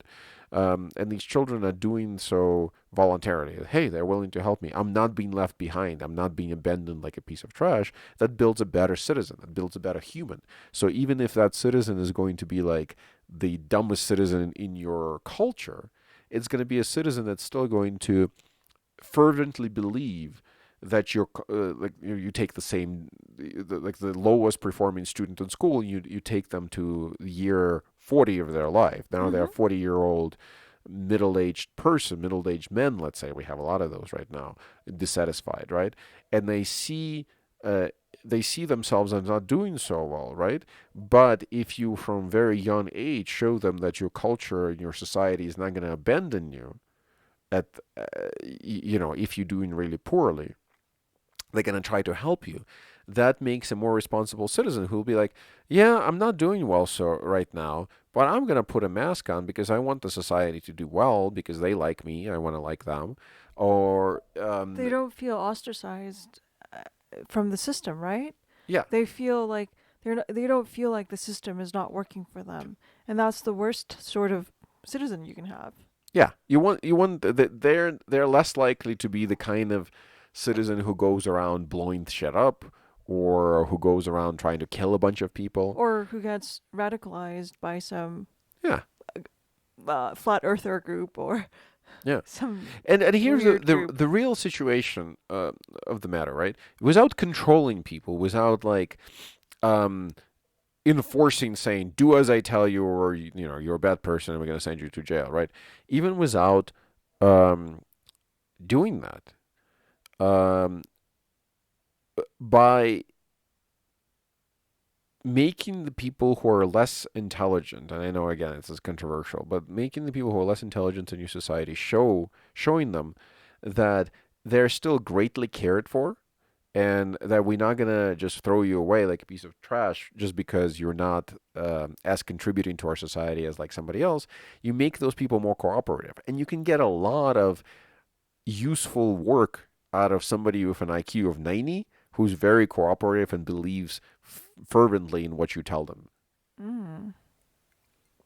So you can So, Jack, you should totally go for your PhD from Stanford in philosophy no. with all these ideas. How do you then what other transformations or changes would you do to the educational system? Okay, so let's run through my So, educational system. This is the idea that I think I pitched before, but never on this podcast, and that's the idea of try. Um, I didn't come up with a cool name for it, but like basically a tri-year system. And the tri-year system will have all the children start at the age of 5 or thereabouts school. When you enter school, you get placed in a group of 20 to 30 students, budgetary. For budgetary reasons. reasons we have to negotiate it in America. This is something that I would propose in America, right? You get placed into the system, or maybe if it's a private school, because something like that would probably evolve first as a private school, right? So in a private school, private scenario, it would be a try system, and maybe you would have like about 20 students in the classroom, 15 to 20, right? And out of those students, a third of them would be, so let's say 15, right? Let's say it's a let's do a private school first, and then we'll do a public school, right? So in a private school, it would be, and then the difference between private and public school would really be just the numbers, really, right? So let's say it's a private school. We have five pupils in the class that are year one, right? First year of school. There are 5 students in the class who are year two, and there's 5 students in the class who are year three, right? Meaning they've been in the school for 3 years. But since it's a tri-year system, they're still all in the first grade. Mm-hmm. So the first year students, the second year students who've been there for 2 years now, and the third year students are still in the first grade. Now, they learn in the first grade, you're supposed to learn a lot more than like the first grade of our current school, right? So in the first grade, you start learning, and I want to put an emphasis in practical skills. So you start learning math, reading, and also like hands-on skills. How do you start your first group? Like, because how will you? Oh, that's a good question. Yeah. Yeah. How will you have like will you delay the education of the 7-year-olds, or what do you do? Like the ones that are there for the third year? Yeah. Because first year Well, is 5-year-olds, second year is 6-year-olds, third year is 7-year-old, right? Right. So what happens is it's a very accelerated program. So when we enter this program, we tell pupils ahead of time, like, hey, if it's your first year, don't worry if you don't get everything. We're not grading you. In fact, you're not being graded at all, right? The only way you're being graded is you have a score from 0 to 100. Once you in points. Once you reach 100, you get to graduate to grade 2. And how do you earn those points? Through performance. So through passing tests, through because I want to teach everything in the school. So I want to teach math, science. I want to start with math and reading for the 5-year-olds, and then add to that instruments of different kind of musical instruments, drawing. I think musical instruments and drawing is what I would stick for the first grade. So first, second, third grade, or first, second, third year. I want by the time you graduate from the first grade, I want you to be able to read reasonably well, enough to get around. Okay. I want you to be able to do math reasonably well, which means solving a simple equation, being able to do multiplication, division, things like that. Not by hand, because that's fucking useless, but understand how the mathematics works in that regard. Being able to do basic balancing of the checkbook type of thing that nobody actually does anymore, but it's just basic accounting, right? I want you to be able to play instrument of some kind fairly well. Not fairly well, but like enough to impress people later on in life. To entertain. To entertain a small group of people. Yeah, enough to entertain a small group of people later on at a dinner party, right? Yeah. In life. And I want you to be able to draw, I want you to be able to sketch something I give you. I give you like a cup. I want you to be able to sketch a cup. I give you a teddy bear. I want you to be able to sketch that teddy bear. It doesn't have to be great. It doesn't have to be artistic. Not everybody's talented that way, but I want you to be able to draw well enough to the point where, if you are in a pinch and you need to draw something for a presentation and you need to draw something to express your idea, you can do that.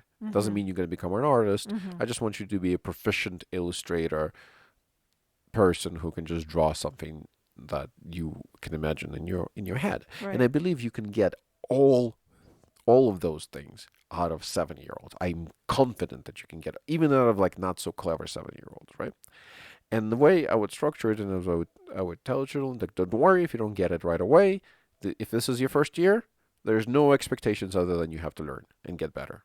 Other than that, we're not having any expectations for you. If you're second year, we have an expectation that by now you know how to do these things, okay? And if you're third year, we have an expectation that you already know how to do these things well, and we have an expectations that you teach the incoming class. So you have the five students from the incoming class, you have five students from the middle class, and you have five students from the graduating class of the first grade, so to speak, right? Mm-hmm. And they all get educated in the same room. They get educated 3 times in a row, the same thing. So if you enter the school the first year, you sit there and you kind of struggle through it. The second year, you learn the same shit, but now you already learned it. Now you should be doing better. This is when we start judging your progress, because we don't want you to get it. We just want to see progress at this point, right? Third year is when we want you to get it, right? And you get it by teaching it to the first year, while the second year students, the middle students, are sitting back there and listening and kind of perfecting this in their head. The third years get to teach. The first years get to learn from the third year, so to speak. Not the main concepts, but like, drawing a cup, right? Well, you don't have enough students to sit there and individually show everybody how to draw a cup, but you can set the third year with the first year and be like, hey, teach them how to draw a cup. You did it for the last 2 years. Mm-hmm. And somebody did it for you the first year. Now it's your time to do it for the incoming class the first year, right? And I find that system to be a lot more cooperative. I find that system teaches students that there's always somebody who knows how to do things better than they do. And at some point they will have that position, and when they have that position, they have the responsibility to teach. And when they don't have when they don't have that position, and when they're just entering out, they should have the expectations that somebody in their society will come and teach them, right? That builds an important societal expectation, and at the same time, it builds a certain societal responsibility. Meaning, well, go ahead. It seems like you have a question. Yeah. My question is: this assumes that the 7-year-olds are more knowledgeable and smarter than the 5-year-olds. But what if you have a really well-educated 5-year-old that comes in and can blow, past the 7 years? Yeah. So this is why the system is also very good for the extra talented and the extra slow. It's really good for the extra talented because you can walk in, you can get in here, and again, you're judged by points, but you're judged by your absolute performance. So once you hit those 100 points, once you can read so maybe it's like 25, 25, 25, and 25, right? Once you get 25 out of 25 on your reading, 25 out of 25 on your math, 25 out of 25 on your musical instrument, and 25 out of 25 on your drawing, you get to graduate. You get and to go move to the next level. and go to the next level, right? What happens in the next level? Well, Is it? but let me just really quickly come back and show why this works for both the people who are really talented and the ones who are really, maybe a little bit slow at the beginning, right? The ones who are really talented, they can go there for the first year, and then skip the next two. If after the first year they hit their marks, boom, boom, boom, boom, boom. But they'll never get the experience of teaching, which is, I thought, one of the... It is a very good experience. It's a very important experience. But at the very first grade, sometimes you can skip that and then get it. At some point, they'll slow down. Okay. Basically, the idea is at some point and if they're that genius where they can skip out of this completely, like even the first year, right? Then you just move them up to the second year. You don't have to hold them back, right? Okay. And then they'll get to be taught somewhere else, because you want to challenge people at every single stage, right? Right. But at the same time, if you're kind of a slow child, maybe you didn't get that much like education at home. Maybe your home was kind of a stupid, chaotic place, and as a result, you're struggling.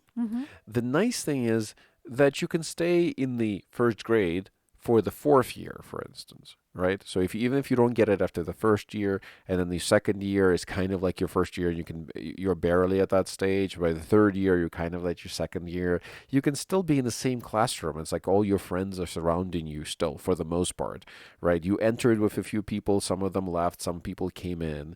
So you don't feel like an odd one out, right? And so, for instance, if you get left behind in your class for one more year, and you get to repeat another year, but now you have to teach it, that's not as it's not as jarring to the child because at least a third of that class will still be the same, and they will know ahead of time that they're kind of not on a trajectory. No children really fully know like what trajectory they're on, right? So they get to stay with their friends. So the idea is basically if you're a talented child, you get to move up with some of your friends from school, right? Because Right. if you're So particular, there's fluidity. there's a fluidity there. Exactly, Right. that's a good word. Because let's say you're a talented child who enters your first year in first grade, Mm-hmm. and after the first year, you're like, damn, I'm like I'm so good that I'm getting moved up to the second grade, right? Mm-hmm. But you're getting moved up to the second grade with at least roughly a third of your current class Mm-hmm. of the third years. So Mm-hmm. the third years in the first grade. Maybe we should rename the grades to grade A, grade B, grade C. Mm-hmm. So the third year in grade A, um, is those those children are moving up to grade B, Mm-hmm. and you can get moved up with them. So that way, when you get moved up to the next grade, you're not there by yourself, right? The way it happens, and usually in schools, is like you're in one class, and then the teacher decides, no, you're far too smart for like the first grade, so you have to be moved up to the second grade, right? Right. And then you find yourself in the second grade surrounded by people you don't know who are older than you, and now you're the youngest and the dumbest kind of child in the Mm-hmm. class, right? That you avoid that by moving them up with their friends who are older than they are, Mm-hmm. right? But from the same cohort. Mm-hmm. And then for the children who have to stay behind, they get to stay behind, but they don't get to stay behind and all of a sudden they're dropped into a class that they don't know about full of younger children. And they are the only ones there who are kind of old and they are like the odd one out, right? Mm-hmm. Because if you stay behind, everybody from your cluster moves forward and you just stay behind, right? Right. That's really jarring too, right? Yeah. And in this case, you get to stay behind with two-thirds of the people you already know, Right. right? A third of the people move up, and you kind of miss your friends, and like, darn it, I was as old as they are, and I didn't move up. But at least you get to stay behind with like two-thirds of the other children that you still know, Yeah. and you can still have relationships with. So therefore, it's not as jarring. So that's the idea that I had for kind of smoothly transitioning people, and the idea there is instead of doing this hard separation, you're dumb, you're smart, you're dumb, you're smart, kind of. Instead, it's more fluid, like you said. Mm-hmm. Some children move up after 2 years. Some Mm-hmm. children move up after 3 years. Most children, so it's like some children move after 1 year, right? Some children move up after 2 years. Most children move up after 3 years, and some children move up after 4 years. So it's like, sometimes it takes a little longer, sometimes it goes a little faster, and you have this flexibility, right? Mm-hmm. It's more smoother, but you're not saying dumb, smart, dumb, smart. It's just how far you're progressing, how fast you're progressing. Somebody could take 4 years to go through grade A, and then just jump through grade B in 1 year, get stuck in grade C, and jump through grade D and again I like it. quickly. I like how it addresses different levels of intelligences, first of all, because you have different topics or subjects that you study. Yeah. And I like how it also addresses the problem of people with different intelligence and talents. Because again, you want to have a nice and fair society that is kind to all the participants, but also you don't want to have see the problem is with the social justice warriors in the left is they want to sacrifice efficiency and progress in the name of kindness. Mm-hmm. And then the problem with Republicans and the conservatives is they want to sacrifice kindness often enough in the name of not necessarily progress, because I don't want too much progress, but in the name of like prosperity and taking care of your own, like, people who you care about, your group dynamics. And you really want a balance between those two. You want a society that is exceptionally kind to all the members of the society, but at the same time doesn't pussyfoot around and doesn't worry about hurting people's feelings by just telling them like, you didn't make it in 3 years. 4 is fine too. Yeah. You know, I love it. It's great. Yeah. I like it. And then like, The other issue, I'm uh-huh. sorry to cut you off, No, but is what would you actually want to teach people during the first 12 during this 12-year oh yeah, I was gonna program? go through the Right. grades. Because there are some things that you could invest in that would actually be useful in real life after you leave school, whether you choose to Oh, we should definitely concentrate on that. continue getting an education or not, or whether you have that privilege. Mm-hmm. And for me, it's crazy how we don't teach kids how to dissect stories very well and how to do more critical thinking. I think that's All the schools stress this, like critical thinking and thinking outside the box is something that they say literally a gazillion times in but school. they don't teach you how to do it. Well, because most people who say those words don't know what they mean or how to achieve those results because they haven't. Okay, how to ask good questions, basically. Yeah. Well, let's run actually. So in my particular design for this system, the way I wanted to address it is the first year. I say the grade. We called them grade. Maybe we should call them stages then. Stage A, stage B, because grades are like weird. Okay, yeah. Grades is Stage like 1, stage 2. There are 4 stages because that's a 12-year period. yeah, but do we want to call them stages? Yeah, I guess right. You can But call them levels. I don't like level 1, level 2, level 3. level 1, level 2, level 3. Yeah. Yeah, I like levels. But do I want to call them level A, B, and C, or level 1, 2, and 3? Because then it's confusing if you're first year in level 1 or first year in level A. Or maybe it doesn't matter and I'm overthinking it. Okay, Level X.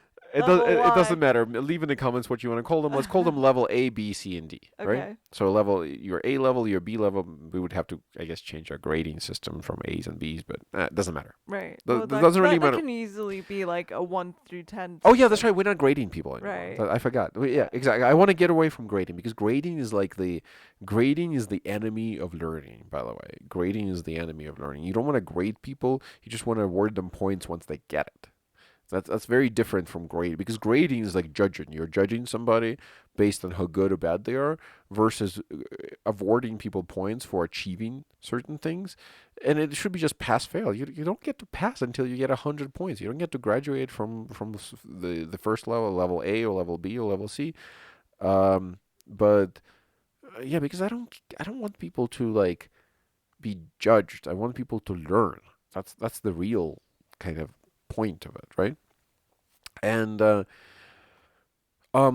so let's see what we would teach. So the level A, we're teaching math, reading, because those are fundamentals to kind of more learning in the future.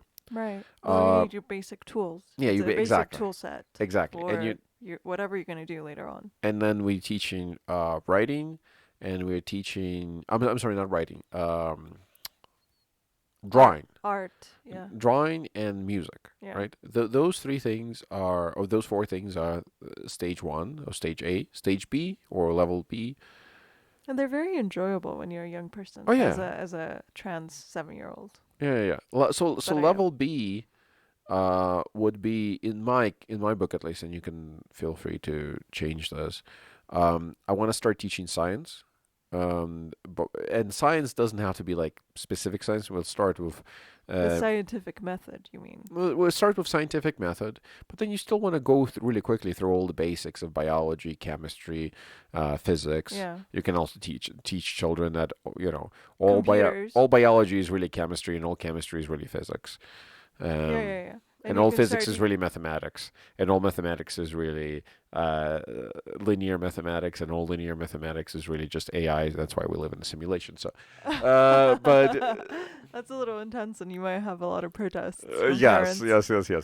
But you do want to teach children physics, science, physics, biology, and chemistry. And computers. At this point, it's very important to introduce them to computers. I completely agree, but that's subject number. So subject number 1 is science, just general science. Okay. Because I really think that there is a lot of a lot of things to be gained from combining biology, chemistry, and physics into like literally just because what is science?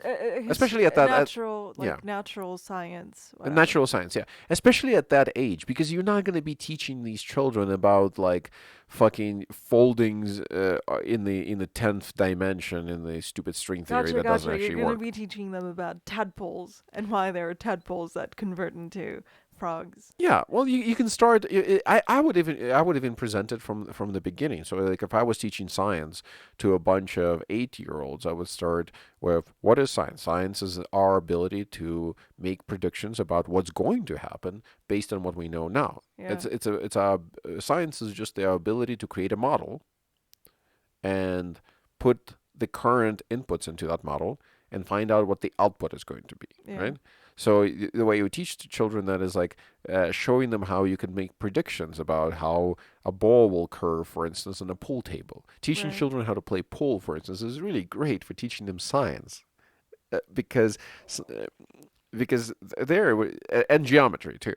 Right. Because you get a pool table, you drag it into a classroom, and you teach children how you can predict, or you just do it virtually on a screen, right? And you can predict how the ball will go based on the input. And you teach children that geometry is a type of model, right?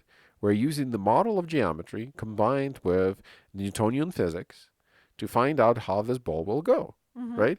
And then you should show children, hey, look, you can use this mathematical equation, this mathematical equation, this mathematical equation. We're going to set up this pool cue robot, the robot that very precisely hits a ball with a cue at a very specific tension Location. and Yeah. strength. Yeah. And you can be like, hey, okay, gang, now we divide you up in teams and you get to calculate where the ball will go given these inputs and given these formulas, and then we'll find out how these formulas work, right? And that's how you Mhm. introduce children to science. You have to introduce children to science using, I think, explaining what the fuck science is actually used for. Right. And science is used for making predictable or making accurate predictions about the future of the world based on current inputs. That's what really science is. Right.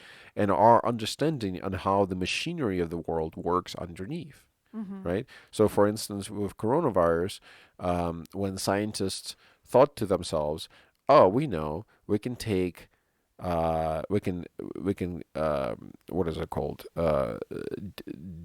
Decompile and sequence the RNA of this virus. Then we can figure out which portion of that RNA is responsible for producing the spike protein, which makes that little suction cup at the end of the virus, all those little suction cups. Then we can take that spike protein, the RNA for it, which is like a version of DNA, and then we can convert that into messenger RNA and grow it synthetically, stabilize it, inject it into people, and based on that, we predict that it's going to cause people to have immunity. That's a chain of logic. That's an unbroken chain of logic based on scientific knowledge that allows people to say, I'm going to do all this work for 6 months with a fairly good expectation that at 6 months, I'm going to have a positive result. That's science. And it's important for children to understand that that's science because ability to rely on your predictions with confidence is literally what moves the world forward, Mhm. right? So science is very important at that age, and it's important to start teaching children science at that age. And it's important to teach children science not on a level the way we teach science, which is usual, which is, well, I said it is so, therefore it is so. Now let's memorize all the different layers in the atmosphere. And guess what? Fucking what? I know probably more about aerodynamics and the atmosphere than most people on this fucking planet, and I still don't know what those different layers are called. You know why? Because I can just Google it in 3 seconds. I know in theory, so if you name one of those, I'll be like, oh yeah, but I can't name them off the top of my head because it's not something I think about it every day. Right. And you teach those to children also in passing. You don't make them memorize it. You explain to them why it's important to know that there are different layers and that those different layers have different characteristics, different levels of oxygen in them, and stuff like that. You, for instance, explain to children, oh, did you know why it gets colder when you get up on the mountain and why it's hotter when you lower down on the mountain, right? And you explain that to children. Now they know that. And now Right. they don't feel so powerless in the world. They know that in the world things happen for very predictable reasons, Mm-hmm. right? So science is one. Computers. I must really go back in time and go to your school system. Okay. And then what you said is also very important. Computers, teaching children computers. So basically, if you take an 8-year-old, so we have 8, 9, 10. So by the time they're 10-year-old, they should be able to build a website, build a simple app on a computer, even if they're not very smart, like they're not computer like literate, you can still get them to build something like as simple as an asteroids game or something like that on a computer. I want children to be able to Photoshop things, so take their knowledge, their skills of drawing, and now I want the ones that and the whole school experience will be based in such a way that if you find something that you really like, that could be your elective, and you can pursue that further, right? So a child that's really good at playing violin after the first graduates from level 2 or from level 1. In level 2, one of their courses that they could take in addition to like the standard ones will be like an elective course where they can be like, I just really want to continue learning how to play an instrument, and that's going to be the thing that I specialize in Mm-hmm. because I find it particularly interesting, right? Mm-hmm. Or I want to continue drawing, or I want to continue studying math, which is fine too, Mm-hmm. or I want to continue reading books, which is quite fine too. I think that's a pursuit we're following just like anything else, really. Mm-hmm. But at second level, so I want children to uh, learn how to use Photoshop, for instance. Mm-hmm. If you learn how to draw in the first level, in level A, in level B, I want you to be able to then do anything you want with Photoshop because it's like I'm actually amazed in today's day and age when I meet a person of my age who doesn't know how to use Photoshop. And to me, it's like it's equivalent of not knowing how to read in the 1950s or something like that. And I mean, by Photoshop, I mean like a graphics package on a computer. So maybe you can't Oh. afford the idiotic Adobe license and you choose not to steal it for some reason. So instead, you download GIMP or something. GIMP is open Yeah. source. It's still a good, fine graphics manager, and Yeah. also Inkscape. Inkscape is Illustrator alternative, Adobe Illustrator alternative. Very nice program. Really worthwhile teaching to children. And quite honestly, like if I was in charge, if I was the education czar for the United States, I would fucking offload to a group of grad students the development of GIMP and um, at Inkscape, which are open source projects, and I would Mm-hmm. literally just dump, I don't know, 10 million, $15 million into those projects and put a bunch of MIT and Stanford grad students, give them $50,000 a year stipends to just sit and code on those projects, Mm-hmm. and we can have a product that's superior to Adobe's shit, that's open source and free for anybody in America to use for a low price of 15 to $20 million. Fuck, we spend more than that on pretty much anything in America. I mean, for fuck's sakes, we should really invest in like open source, freely available tools so our citizens can use them to make life better for everyone. Mm-hmm. Interesting. So, anyways, Did you know that the average age kids get a cell phone nowadays is 10 years old? yeah. So by the time they're 10, before they're 10, I don't want to give them the cell phones. I want them to learn how to use desktop computers, so Mac OS or Windows and Linux. Again, if I And was to understand the fundamentals of how they work, I think it's important. yeah, I want them to be able to have that before they get their first cell phone, so they can understand that a cell phone is not just a tool for them to consume information on. That I want to raise creators, not consumers. Mm-hmm. We spent the last 50 years raising raging consumers. I Mm-hmm. want to raise raging creators. I want to raise the kind of people who will say, no, I don't want to buy that. I can make a better one. Mm-hmm. So I want that out of our society because that's the only way we're gonna get forward. We're gonna go forward. Mm-hmm. The consumption is death. Death is consumption. Like you die through consumption because anytime you consume something, you take your energy, you take your spirit, and especially if it's a mass-produced product, and then you waste it. You waste it on something that was done by a machine, not even a human. It's not you're not even appreciating the fine craftsmanship of of another individual. You're just appreciating the fine craftsmanship of a machine that cranked out 15,000 copies of that thing before lunch. Yeah. So I think it's important to raise a cult. Conscientious creators and consumers. Yeah, people who consume things, but people who consume things for the joy of the consumption, not for the Or because it gives not them more time competitively. to do whatever they enjoy doing. Yeah, yeah, yeah. If you want Uh, to consume, I'm right now I'm learning how to weld. I don't have a particularly significant interest in building a welding machine, right? So I'm not, and I'm also not particularly interested in a finely crafted, handmade welding machine that's unique. Because I want to have a fucking welder where if I set it to 80 amps, I want it to be actually 80 amps, and I want it to be reliable, and I want it to be polished and perfected because it's a tool, right? But if I'm consuming something like the watch, the clock that we have over there mm-hmm. that we were just taking pictures of recently, or if I'm consuming a piece of furniture or something that I'm going to interact with that doesn't have a particularly significant functional purpose to me, but it's just like a thing in my life that I will enjoy. I want it to be made by, well, either a human or by myself or something like Well that. crafted by somebody who Well cares crafted, yeah. about, the thing that they just made.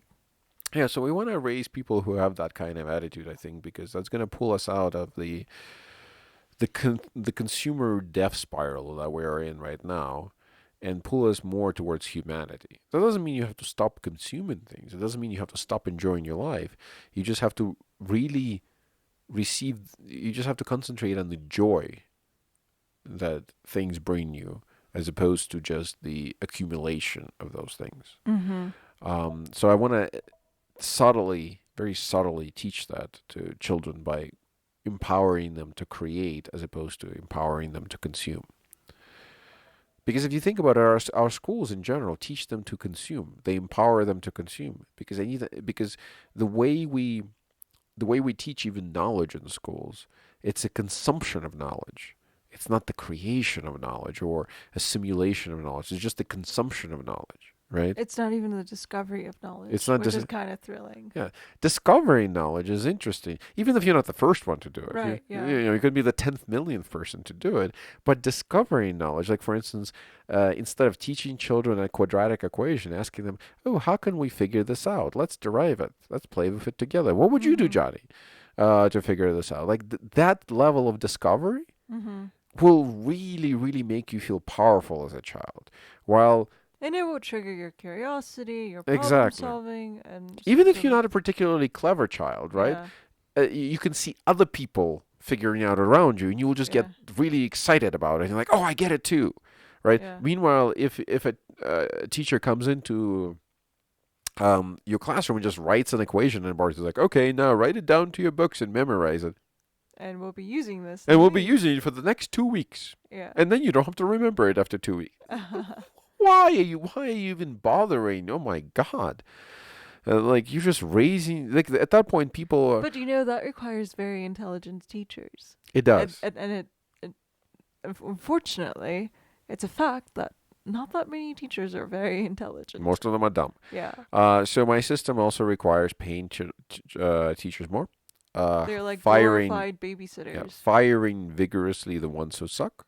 Yeah. Hiring the good ones, and also a lot of pre-recorded content because I do realize that not everybody is capable of delivering this information in as good of a way as I want it to. Mm-hmm. So it's going to involve a lot of pre-recorded content. So the Mm-hmm. teachers are going to be people who are talented, and then if they're talented enough and they feel like they can teach on their own, they can just shut down the video and teach it on their own. But if they need to fall back on something, I want to create some really high quality educational content that will be free for local schools to use. And that's the other thing. Like I have a lot of small little gripes with the because what I'm proposing would mean like me becoming a educational dictator Oh, you for mean you're going to be a more aggressive philanthropist than the Bill and Melinda Gates Foundation, who also wanted to reform education in America, but thus far, I don't think it's worked. So here's how you can reform, very not reform necessarily, but here's how you can get going on the project of getting at least some help to these school districts.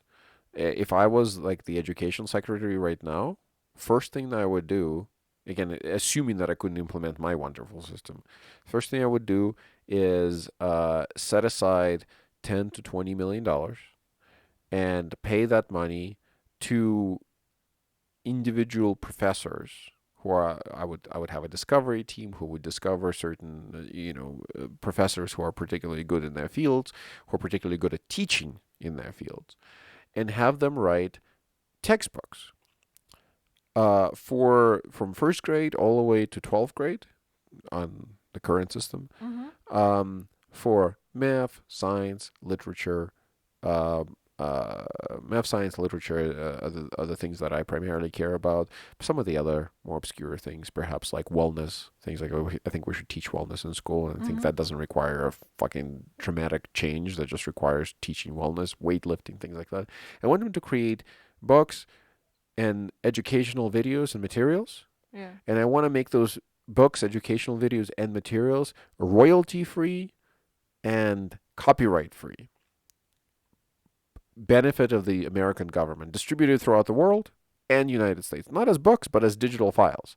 Any school district can take those books, digital books, and they can print them at cost, um, at whatever print shop they choose to, Mm-hmm. or including somebody's uncle's print shop if necessary. Mm-hmm.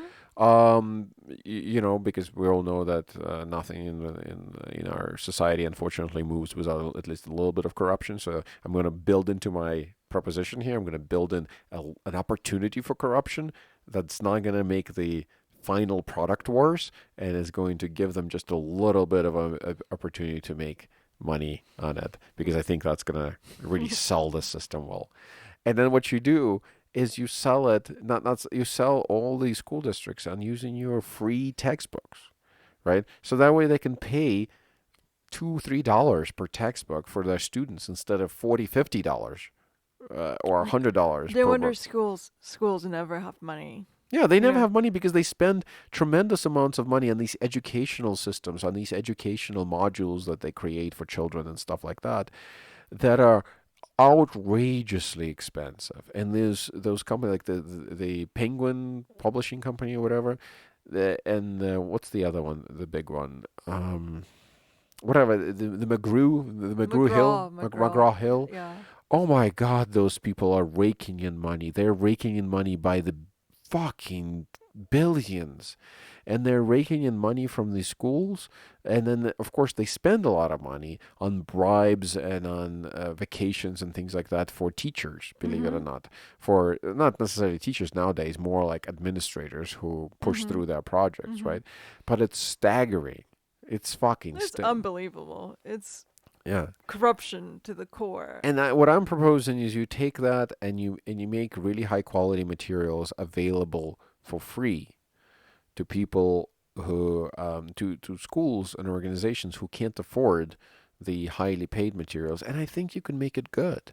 I think you can make it pretty good Mm-hmm. with good editorials, good and no, don't write books anymore. Books are like nobody fucking cares about books, especially textbooks. Textbooks are like by far like the worst fucking thing in the world. Make videos for children to learn from, and write like if you want to write a book, write like a narrative book, because textbooks in their specific like textbook sense are only useful for pictures, really. Yeah. So if you want to make pictorials and you want to make like diagrams and stuff like that, and refer to this diagram and examine it in detail, that's fine. But the little text explanations in books, like, I don't know who can learn from those. And they so concentrate on vocabulary words and highlighting certain terms and stuff. And I'm like, are you fucking morons? Um, and at that age also, I'm sorry, At that age, you don't really encounter textbooks. I didn't encounter textbooks till I don't know, fifth or sixth grade. Did you do a lot of textbook reading when you were? fourth, fifth grade, yeah, sixth grade, Yeah, I'm telling you that I did not encounter textbooks in the first grade. first, second, and third, no, Yeah. no, first, second, and third, no, fourth, fifth, sixth, you have textbooks for sure. Yeah. Seventh and eighth, and Yeah, for the rest of your schooling, you have yeah. textbooks. So, but anyways, going back to my actual desired system, which is this tri-year system. Um, so so level B, I think we said science, computers, continuation of math and reading. I think is important. Yeah. But math and reading slash writing. So I think reading and writing can be really combined into a single class. Math and science can be kind of combined into one class, and computers. So I would teach math, science, computer. The reason I want to combine math and science, I'm sorry, I want to combine math, science, and computers, not into a single class, but writing kind of a block, right? Where I want to teach all three of those in a fluid manner. Because, for instance, you can teach children about physics. Think about like a game like Asteroids. Okay. Game of Asteroids allows you to, like, for instance, let's say you teach children how to replicate the game of Asteroids on an iOS operating on an Android, right? On an Android. In order to replicate Asteroids, the video game, which is a very simple 2D video game, it involves a little spaceship in the middle, kind of spinning around, shooting at little asteroids that are flying around, and accelerating and decelerating by burning its jets, right? And you accelerate by burning your jet, and you decelerate by turning around and firing in reverse, right? So when you let children play with that video game for a little bit, they understand how it works, and then you're like, oh, now we're gonna figure out why it works and how to build one, right? And then you can teach them about Newtonian acceleration and deceleration. That's nice. That's physics. You can teach them about trigonometry, and you can teach them about angles and cosines and sines and stuff like that. That's important for figuring out trajectories of your shots and how they're going to go. And you can teach them about slopes and intercepts and things like that. That's how you calculate whether or not it hit the asteroid. And you can teach them about how to program a video game in like something like C or C++ or well, you name a language. Or I would teach children C, because once you learn C, then you can learn everything else. I think that's valuable. Don't start with some garbage language like Python. But yes, like garbage is Python. Oh, Python is garbage, and I'll say that, and I'll say it again and again, and it's hilarious. I once in a while listen to this podcast by what's his name, Lex Friedman, the guy who doesn't know shit about AI but pretends to on his podcast, and he interviews a lot of these really talented, who I consider to be really really smart people. And he was talking to, I forgot what the dude's name is, the creator of Swift and language. And then he was asking like, oh, what do you think about Python? Because again, Lex Friedman and everybody in AI, they all live and breathe Python because that's what they use. But Python is a garbage language in every single possible way. And you can hear this dude who was like the author of Swift, who was like, yeah, Python it has its problems, but it's a good language. Don't get me wrong, it's a good language. I don't want any hate mail and people bombing me. It's a good language, but yeah, it has some problems. Like people are just afraid to say what is the truth. Python is a garbage language. Right. It was literally meant. Remember, it started out as C Python. It started out as C Python because it was really just like a way of macroing together a bunch of C functions together. And it's like, it wasn't designed to be this extensive general purpose language that people made it out to be. Okay, this is a huge sidetrack, but I really Yeah. hate Python. Let's go I back code to. in Python, by the way, all the fucking time. I hate it, and I use it all the time, and I still fucking hate it. It's a shit language, and I know how to use it better than you can. When you leave me comments saying that, I don't know what I'm talking about. Um, so We're going back to talking about the levels. We've covered level A, B. B. What would you teach in level C? I think level C, I would start teaching children. Same thing. You could just continue because I mean, there's only so many subjects you teach. So you continue, Okay. you continue computer science, you continue science, you continue with math. And Those are your reading. hardcore Reading and courses. writing. I would take reading and writing out at that point. By that point, you should be able to know how to read and write, and I would substitute it with persuasive writing and persuasive speech. Or philosophy, or Well, like Socrates style. What do they call them? The Socrates. well, there's the style? Socratic method. Socratic Yeah, method. the Socratic method of learning stuff. But I think I think it's important to teach, and I'm kind of on the fence there. Is it better to teach people how to think first, or is it better to teach people how to express their thinking first? And I think those two things kind of go hand in hand. Mm-hmm. So maybe you have your hard science, like by level 3 or by level C, you have your hard sciences on one side, which is math, physics, biology, chemistry,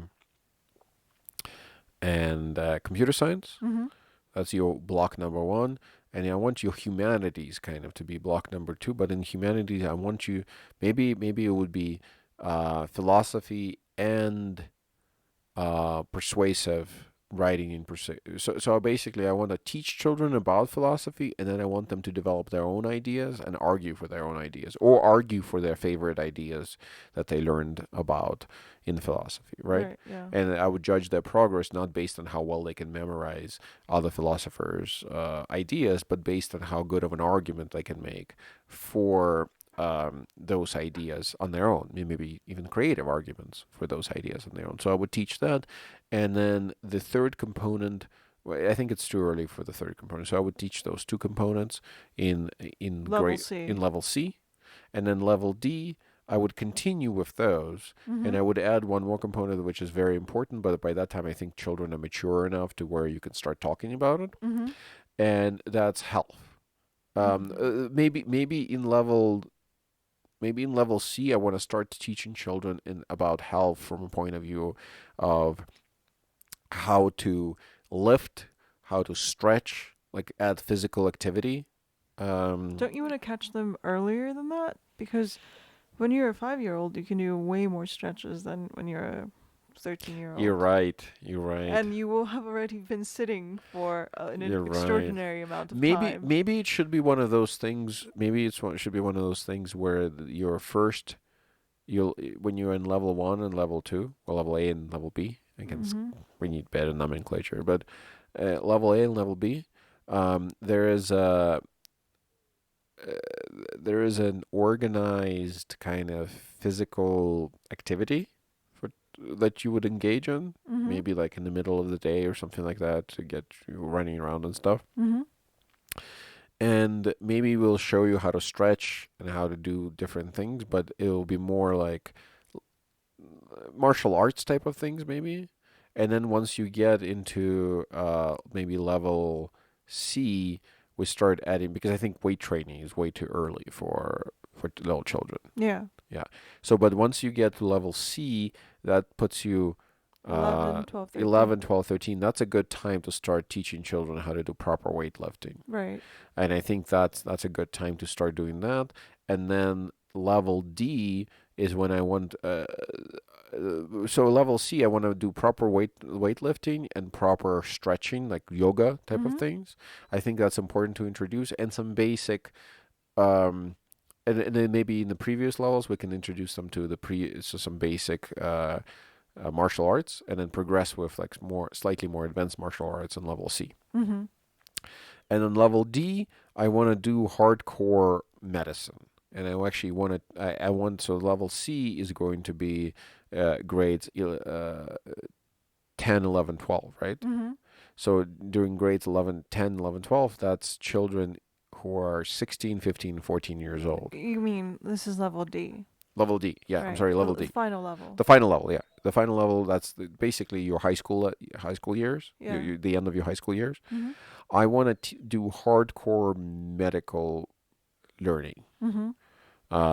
Basically, I So you can take care of yourself exactly. as you age. I want children to be able to patch their wounds, be able to cut their hand open and remove something if something is like stuck really deeply in there. I mean, we're not going to practice this obviously, but I want children to know how that works. I want them to be able to identify all their organs, not necessarily maybe by name, but at least know what they do. And by name, I mean you only have Right. so many. Right. Not every like muscle and stuff in your body in Latin and English, but like just in English, know all their organs, so that Right. way, if something starts hurting right here, they can be like, oh, that's why my kidneys, and this is where my gut turns right there, and okay, I know what that part is called, or at least I can look it up on a diagram.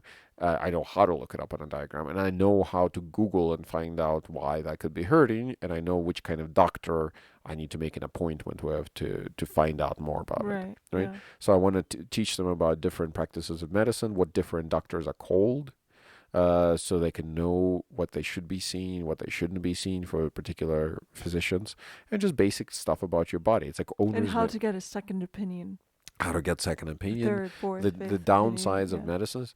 Well, I mean, this is the idealized world that I'm building Right. here. Yeah. So in my idealized world, I'm hoping that you wouldn't need to get so many second opinions because doctors will be better trained to question their own decisions as well. They're not always. They're not always. Yeah. So, but we're basically the whole premise of the school is we're educating um, well actualized humans Mhm. who will be able to make a decision for themselves whether or not they need a second opinion about Right. something. Yeah. Like, you don't always need a second opinion. Sometimes it's pretty obvious that Yeah. this Yeah. is the right thing to do, Yeah. but a lot of the times not. Fair enough. But I want to teach that, and I also want to introduce throughout all of these different stages. So level 1, 2, 3, and 4, A, B, C, and D. I want to introduce a hands-on making um, kind of ethic as well in the second part of the day. So I kind of plan like if I had my brothers about how to study and how to cause children to retain the most information, I would have them come in around 9 o'clock or so, or 8 o'clock, because that's how our society is structured. Um, and first part of the day would be studying, like in class type of What's thing. the first part of the day? Well, Like what hours? Well, like so let's say from eight, maybe from eight. 30, maybe 8. No, like from 8 to 9 is just like we watch some videos, something interesting, something that's going on in the news, and talk about what's going on in the news. I want to start talking to children early on about what's Mhm. going on in the news and why they should care and what's happening, right? Mhm. Just simple stuff. Mhm.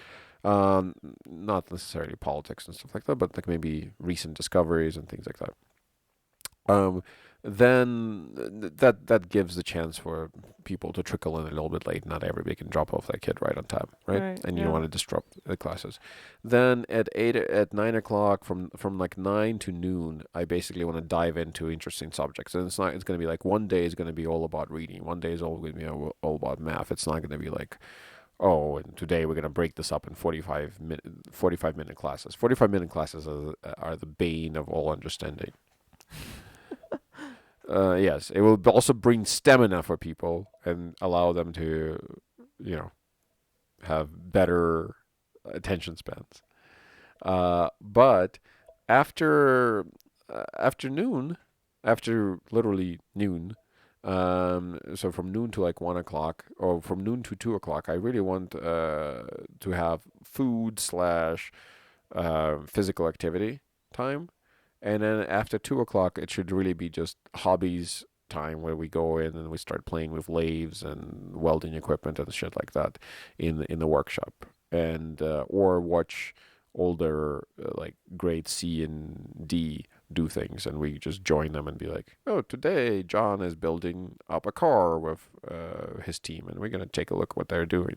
Hmm. How interesting. So I want to start. I want to start because I really want to build. I want to essentially graduate at the end of the 12 years. I want to graduate a human who can build from scratch most of the things that comes in their mind, equipment permitting, of course, and Mm-hmm. not to the greatest possible extent, but just be able to, at the very least, know what equipment they need to build basically anything that they want to build, and or know how to get the knowledge on how to operate the equipment that they need to do. I want to Mm-hmm. graduate the kind of people who can, run maybe not a marathon, but run for a long period of time, who can jump, who can take care of themselves and defend themselves, who can lift heavy objects without hurting their back. I want to graduate people who can stretch and have a straight posture, even if they're sitting a lot of the time. I want to graduate the types of people who can ask important questions and not accept other people's ideas automatically without evidence. I want to graduate the kind of people who can make a persuasive speech about their point of view, if they believe that their point of view is good, and maybe not like the most persuasive. I'm not asking any of these people to be the most persuasive person or the best welder or the best doctor or the best anything, right? I just want these people to be really rounded out individuals where at the age of 16 or 17 or 18 when they graduate, after the 12th grade, they can look upon the world and they can be like, okay, now I'm free to decide which path I take, but I'm not limited by to any specific path. The path that I want to take is the path that I will want to take, and I know what I need next to continue on that path. And that path does not involve me making, my path is not make $10 trillion. My path is create those cool and amazing things that will benefit humanity. Mm-hmm. Right? That's the kind of people that I want to raise. I mean, if they want to make money in the process, that's fine too. But the truth of the matter is, you'll never make a lot of money if you set out just to make money. Look at Donald Trump. He just managed to lose a lot of money while loving money so much. Right. You have to find something else. Even people like Warren Buffett who really love money, you can see that Warren Buffett doesn't love money. He loves the game of economics and he loves the game of business, Yeah. right? If you gamify the thing that you want to achieve, you'll achieve it much faster and with a lot more pleasure. If you concentrate, if you're like Warren Buffett, you want to make money just because you think it's cool to build the kind of business that brings joy to people, and as a result, that creates a certain value, like business value, and that's how you make money. That's his strategy for the most part, to hire Mm-hmm. to buy businesses that bring joy to people and that do things really really well, not to buy businesses that suck their customers dry. Um, if you do it that way, you'll achieve your goals, I believe. But if you concentrate on a specific metric, you probably won't even make that metric. Like if Mm. your metric is just making lots of money, you probably won't make that much money.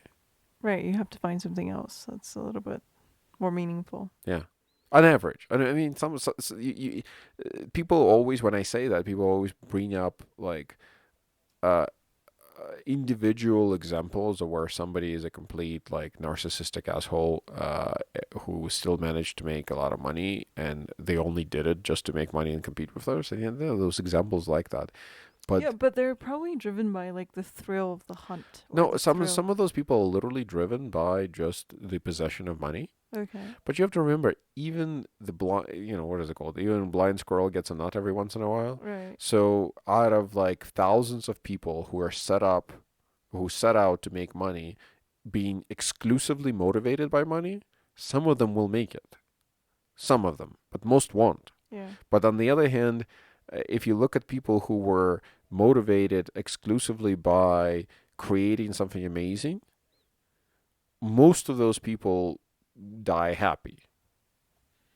Right. Most of the people who set out to make a lot of money die unhappy because most of them don't make that much money. Or because people hate them. Or people hate them. Or yeah, even if Yeah. they become successful, then people hate them. Yeah. Because they were not very good people. Like they never took the time to develop good relationships with anyone. Yeah. So I think so. Money is not like a lot of people say, oh, money is the root of all evil. It's not. It's just a tool. But if Oh, you get obsessed with it, like it's Donald Trump. Donald Trump has never taken the time to develop good relationships with anyone no. in his He's a pursuit of sad and money. unhappy Yeah. man as a result. Anyways, let's recap today's podcast and Oh wrap God, it it up. was a meandering podcast. We talked about some good ideas, or you talked about some good ideas about how to kind of meet the demands of modern education without ostracizing or isolating people, certain students that would make them feel resentful and not part of the system The in the kind of long school run. that I'm pitching, by the way, if anybody wants to try to start it, by all means, just reach out, let me know. It would be kind of cool, just to know that it's happening. It's something that can be started on a private level, but I think it would really benefit our society if we could commit to it. But I'm just like with my idea for healthcare system. Uh, I realized, and I'm writing a paper about it right now, so I'll be able to share it once I'm done with that. But I am fully cognizant of the fact that um, change through government means change through the government organs of our body takes for fucking ever, and without significant proof that you're right, it's like good luck. Good luck even getting there. Um, so private enterprise. I'm writing a paper basically right now showing how private enterprise can fix medical care, and I think private enterprise can also fix education. Perhaps we should write a paper about this education system. Yeah, where this could be a private school at first. Yeah. And it could be a private school started by some do-gooder like Bill Gates Foundation, for instance, at first as an experiment. Mm-hmm. And you experiment, and it's a long-term experiment, it's a 12-year experiment all to begin with, right? Yeah. For your first graduating class. But if you can show really positive results, and if you organize it in such a way that, yeah, maybe you charge, up the ass for this kind of Experience. experience for the children, and it's the children of the privileged who can afford to go there at first. That's all right, because internally, what you ought to do, and it's okay to pay for it like that way too. So because charity works, but business enterprise works better, right? And it's ideally uh, better if you concentrate on keeping the costs as low as possible and separating them, the one-time costs from the ongoing kind of costs. So that way, at the end of your 12-year experiment, you can go and show like, hey, we know that this is a private school that charges $30,000 a year to attend, but we actually managed to do it for about $12,000 per pupil, minus the one-time setup costs that we have to incur for the building and some of the equipment and stuff like that. So with that kind of accounting, you can go and you can be like, hey, these are the wonderful results that we're achieving. This is how much it costs. Now we can become a charter school, right? Because you can first be a private school, then you can become a charter school. Charter school is private, but privately operated, but public, with public money. Mm-hmm. And then maybe we'll push through that voucher system, and then you can become, because people really hate the voucher system, and we can talk about it on a different day why. And I think their fears are incorrect in some ways. And people really hate the voucher system because they say that if you take talented students and you allow them to have vouchers and allow them to go to these privately operated schools, these privately operated schools will get the best children, and then the worst of the worst will still stay behind in public schools, and then that drains the resources for those children. We're not spreading things evenly around, Yeah, right? it creates too much segregation. Yeah, and there are ways to avoid that problem as well. Yeah. Nobody's discussing those ways, and that can be something, but it's not ambitious enough. That's like, putting a fresh coat of paint on a shitty car. Our educational system is garbage, and I have very little interest in actually fixing it. I have a lot of interest in destroying it and building a better one. Mm-hmm. So I do believe that it's important to make this as frugally as possible, this experiment, Right. so that way you can sell people on the idea that this is possible for everyone. Um, but at the same time, I think private enterprise starting it is the only way this is going to get rolling. Interesting. There's this newspaper in Malibu, and they talk about their school system all the time, because for a while they were fighting against the Los Angeles Unified School District to become their own school district. And after some 10 years, I think they finally got it. And I think affluent neighborhoods like that could benefit from this sort of experimentation. Yeah, I agree. I agree. And I think you can do it pretty cheaply. Yeah. I think I think the reason why they were fighting primarily is that they pay a shit ton in property taxes. Mm-hmm. But if you belong to the LA County Unified School District, then they take that money, they spread it around the entire county instead of concentrating it in your school. And then people are bitching and complaining, saying like, "Well, why is it that we pay so much and um, we don't get like that good of a service Right. for Yeah. our children, and instead that money is being siphoned away to like other districts, Mm-hmm. which I think is a little bit short-sighted. Mm-hmm. You, instead of fighting for your own school district, you should be fighting for more efficient use of funds in the school district that you're in. But I also don't like this idea that the school districts in general are paid out of property taxes. That in itself is just a really bad idea on so many fucking levels. It's not even funny. What's the major drawback? Well, if you have a wealthy neighborhood, the wealthy neighborhood has expensive houses. Expensive houses pay more in property taxes. And they want They, more in education? so as a result, well, not they want more in education, but as a result, they get more in education Uh-huh. because their schools are richer. Okay. Counties with rich districts in them Mm-hmm. have a lot of money for schooling. Mm-hmm. Counties with poor districts, Yeah. like for instance over here out in the middle of nowhere, this county doesn't have that much money. Yeah. So as a result, the school districts here suffer. Yeah. And And you wouldn't really want to send your kids there, would you? you wouldn't let exactly. So what I'm proposing is the school districts, like education should be the same throughout at least the state you're in. Like the quality of public education should be the same. It shouldn't depend on which neighborhood you happen to live in. So if the rich people want to have good schools, they can pay for specialty schools like such as the one I'm proposing. Mm-hmm. But it's so preposterous to me when people say, "Oh, yeah, we bought a house in this area because they have a good school district." That shouldn't be like where you live shouldn't be a consideration of how good of a school district they have. That's fucking stupid. Right. Like the quality of the school district should That just be. makes your country into a shithole. Yeah, No because time. education, everybody who doesn't want to invest in children's education, remember, those children within 10 years will become criminals if you don't educate them. Mm-hmm. And you're starting with a blank slate, but you're starting with a blank slate and you're starting with a creature that has the capability of being educated and domesticated to become basically a good citizen of your society. Mm-hmm. But you're also starting with a creature that is responsible for wars, holocausts, and the worst things that have ever been happened on this planet.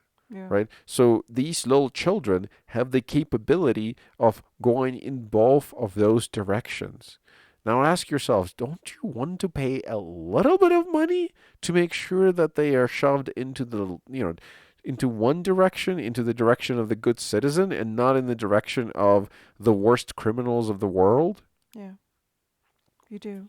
So when people say, "Oh, the children are the biggest treasure because they're our future," well, in some certain way, that really is the truth. Because when you're dead, there will be other people left alive who are currently children, right? So when you're saying you're investing money into your future, into the future of humanity, by investing money into children, you're literally doing that because these are future humans. We always think of children, and you notice me kind of struggling with it today during the podcast, of talking to them as children, because in reality, what I think of them as just people. They're people. They're small, not fully developed people, right?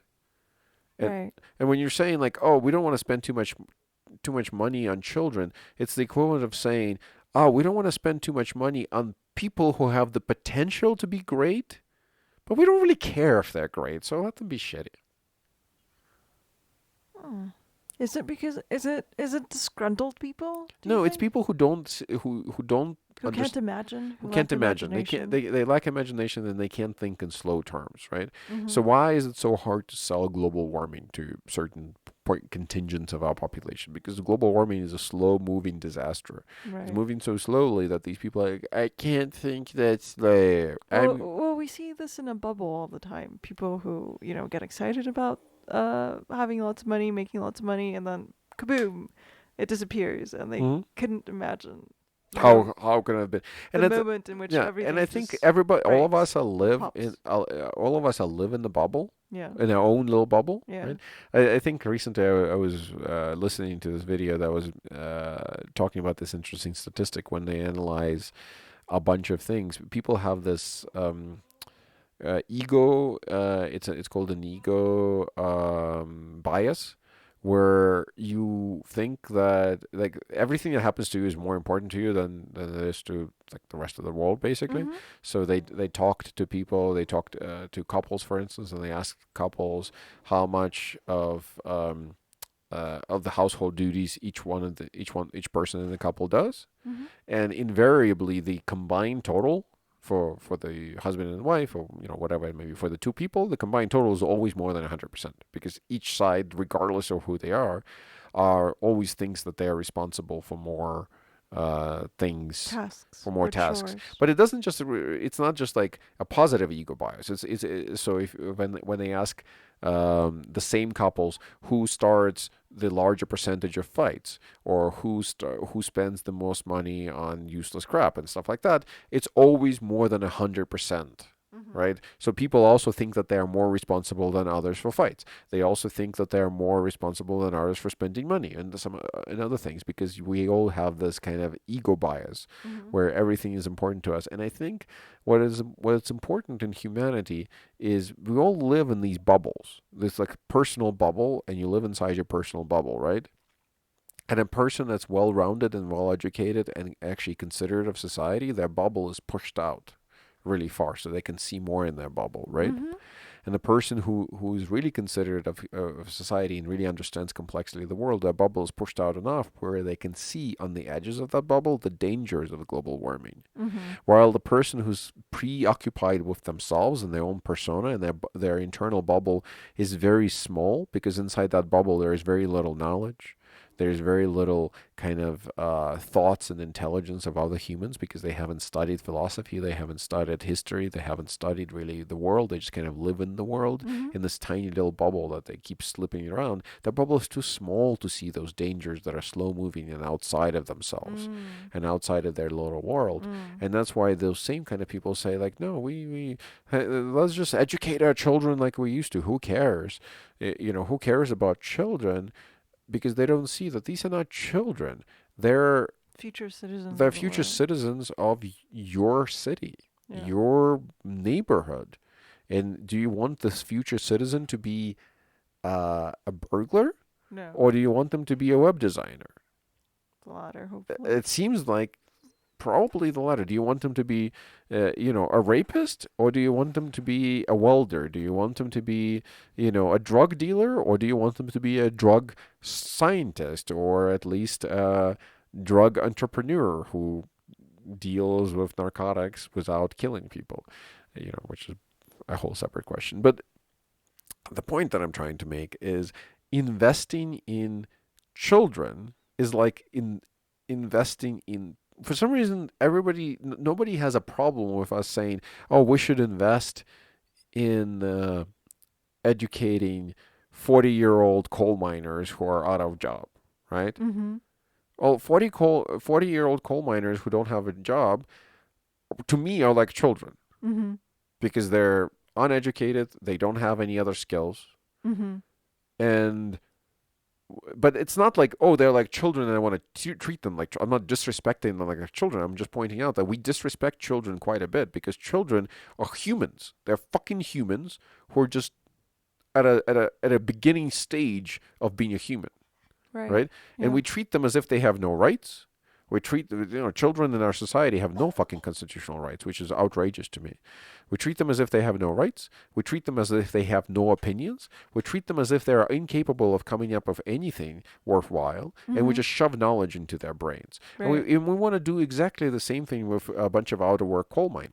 Mm-hmm. And my point is, you treat out of work coal miners with the same respect as you do children, not because you disrespect the coal miners, but because you should respect the children more, just based on their own humanity. They're still human, they're still capable, they're still smart. They just don't know as much as maybe you do. And Yeah. chances are they have greater potential than you do, as an adult, because you haven't gone through a They're blank sophisticated educational slates. Yeah. system. They're Yeah. blank slates. On the other hand, you have these 40-year-old coal miners. They're out of a job. Is it their fault that they're out of a job? No. The industry has changed. Does that mean that we need to maintain an outdated and useless fucking industry just so these people happen to have a job? No. No, that's fucking stupid. You should be able to balance both interests. You should be able to balance the interest of the society not to have more coal mines, with the interest of the individual coal miners of continuing to be employable individuals who can make a living and who don't have to starve to death, Right. right? Both of those are worthwhile goals. Not having more coal mines is important for our society 100 years from now. Mm-hmm. Not having a bunch of unemployed coal miners is important to our society right now. Yeah. Just because one of these two things is important to our society right now and the other one will become important in 100 years from now doesn't mean that we should treat one of them as more important than the other. It doesn't mean that we should prioritize, global warming, for instance, or prioritize the welfare of the coal miners. We should prioritize both of those things. The prioritization of the coal miners is important for those coal miners to then recognize that global warming is a thing. Think about it logically. If the coal miner grew up in a society that I'm pitching with this kind of school where somebody was always there to help them when they were struggling, when somebody was always there to help them when they were fucking up, right? Or when maybe struggling for no reason at all. Maybe they have like a broken computer and that's why it wasn't working, and then somebody came along and helped them fix it, and then everything was working fine, right? Mm-hmm. If you have those people who had those experiences in the past, they're going to be more trusting. They're going to be more like, oh yeah, that's fine. Yeah, you're probably right. We probably shouldn't mine coal anymore. I'm assuming you're going to give me some other kind of job now, Yeah. or you're going to train me to do something else, right? Right. If you had that kind of society, we would have no issues. We wouldn't have any coal miners right now, but we would have a bunch of happy individuals doing something else, and we wouldn't have looming global warming, right? But instead, we have a society where it teaches you that everybody is in for themselves, everybody is looking out for number one, and in that kind of society, You're suspicious. you're suspicious and you never achieve the true efficiencies of a proper good society, Yeah. right? So, and I'm not saying the answer is necessarily top down. The answer might be through philosophical examination of what our businesses should do and what our businesses should strive for. Mm-hmm. And then maybe private enterprise could come in and solve these problems as well. But I think there's nothing inherently wrong in the government solving problems, because at the end of the day, a government is just the will of the people. Mm-hmm. Especially in something like our democratic society, the government, I shouldn't say is, the government should be just the combined will of the people. It doesn't always work out that way, but it doesn't always work out that way because the voters in our society are not self-actualized, fully rounded individuals. Because we're easily swayed by rhetoric. We're easily swayed by bullshit. Or we're indifferent to it. No, a lot of people are easily swayed by it. Okay. And I believe we start with education, and you start with education not by just dumbly draining, shoving into children's brains like that. Oh, we definitely have global warming, and this is something you have to be worried about. But instead, you explain to them why it's a problem. Here's how we know it's a problem, and then those people grow up to be fully actualized individuals that can judge for themselves. And when somebody can judge for themselves and say like, yeah, I can see, boom, boom, boom, yeah, this all adds up. I think it's a serious problem. We need to do something about it. I think people feel much more open to it. Interesting. It's kind of This like is- that story that we listened to. Okay. I'm sorry, keep going. This is sort of like how you start the world government. You start at the level of small critters, like small humans. Yeah. You build out a government because it has to be the government by the people and for the people. It can't be the government, by large corporations for large corporations, which is what we have right now. But I was gonna say the anecdote that flew into my brain and now it just flew out. So never mind. What was I talking immediately before this? We were talking about coal miners and how they need to be retrained, and Well, but literally immediately before you went into this, your segue. I I don't know. Okay, it dropped out of my brain, so it's okay. Um, yeah, let's finish up right here. I think I've said everything I need to say about education. I think this is also how you get third world countries out of their third worldliness, as you teach people how to think about the community instead of just oneself. But also, you need to get rid of evil leaders who just want to keep everyone down in order to maintain their high place in society. Yeah. On a political spectrum, I wanna point to something that um, Donald Trump ran on. He ran on "Make America Great Again," mega T-shirts, hats, and shit. And a lot of people pointed out, well, when was America great? Why don't you point to the area when America was great? And I think America was great, actually. I think America was great in the 50s, in the 40s, and in the 60s. Well, you can say at that time At America that was time, segregated and they were highly racist and so on and so forth. yeah, but they were still great. What made them so great? Define great. They were great because we were a society that was experiencing growth, and we were optimistic about it, and we were optimistic about the future of our society, as opposed to think about like the 50s and the 60s and the 40s. It was like that 20-year span had people um, that the 20-year span, 20 to 30-year span had people be really truly optimistic about the future of America, right? Mm-hmm. They thought that the America is going to get better and better and better, and so it did.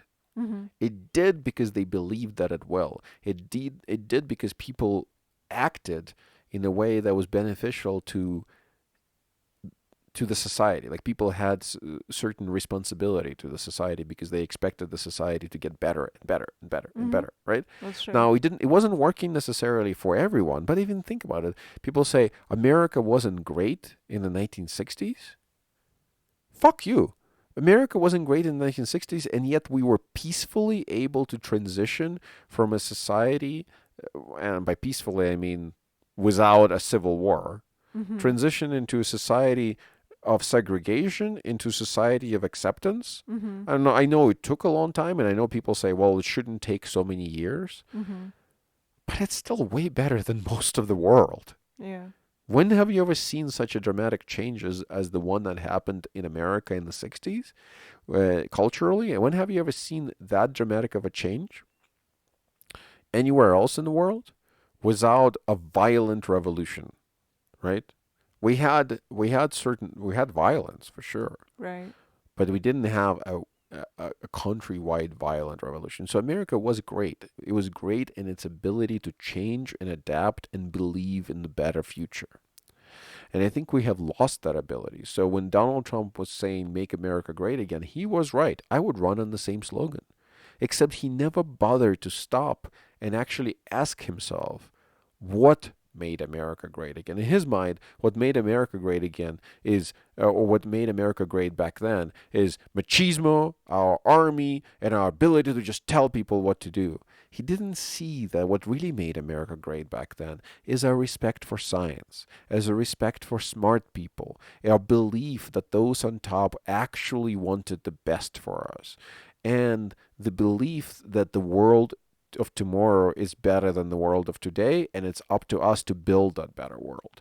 That was the America of the 1950s. That was the America of the 1940s. And that was the America that built the America that we have right now.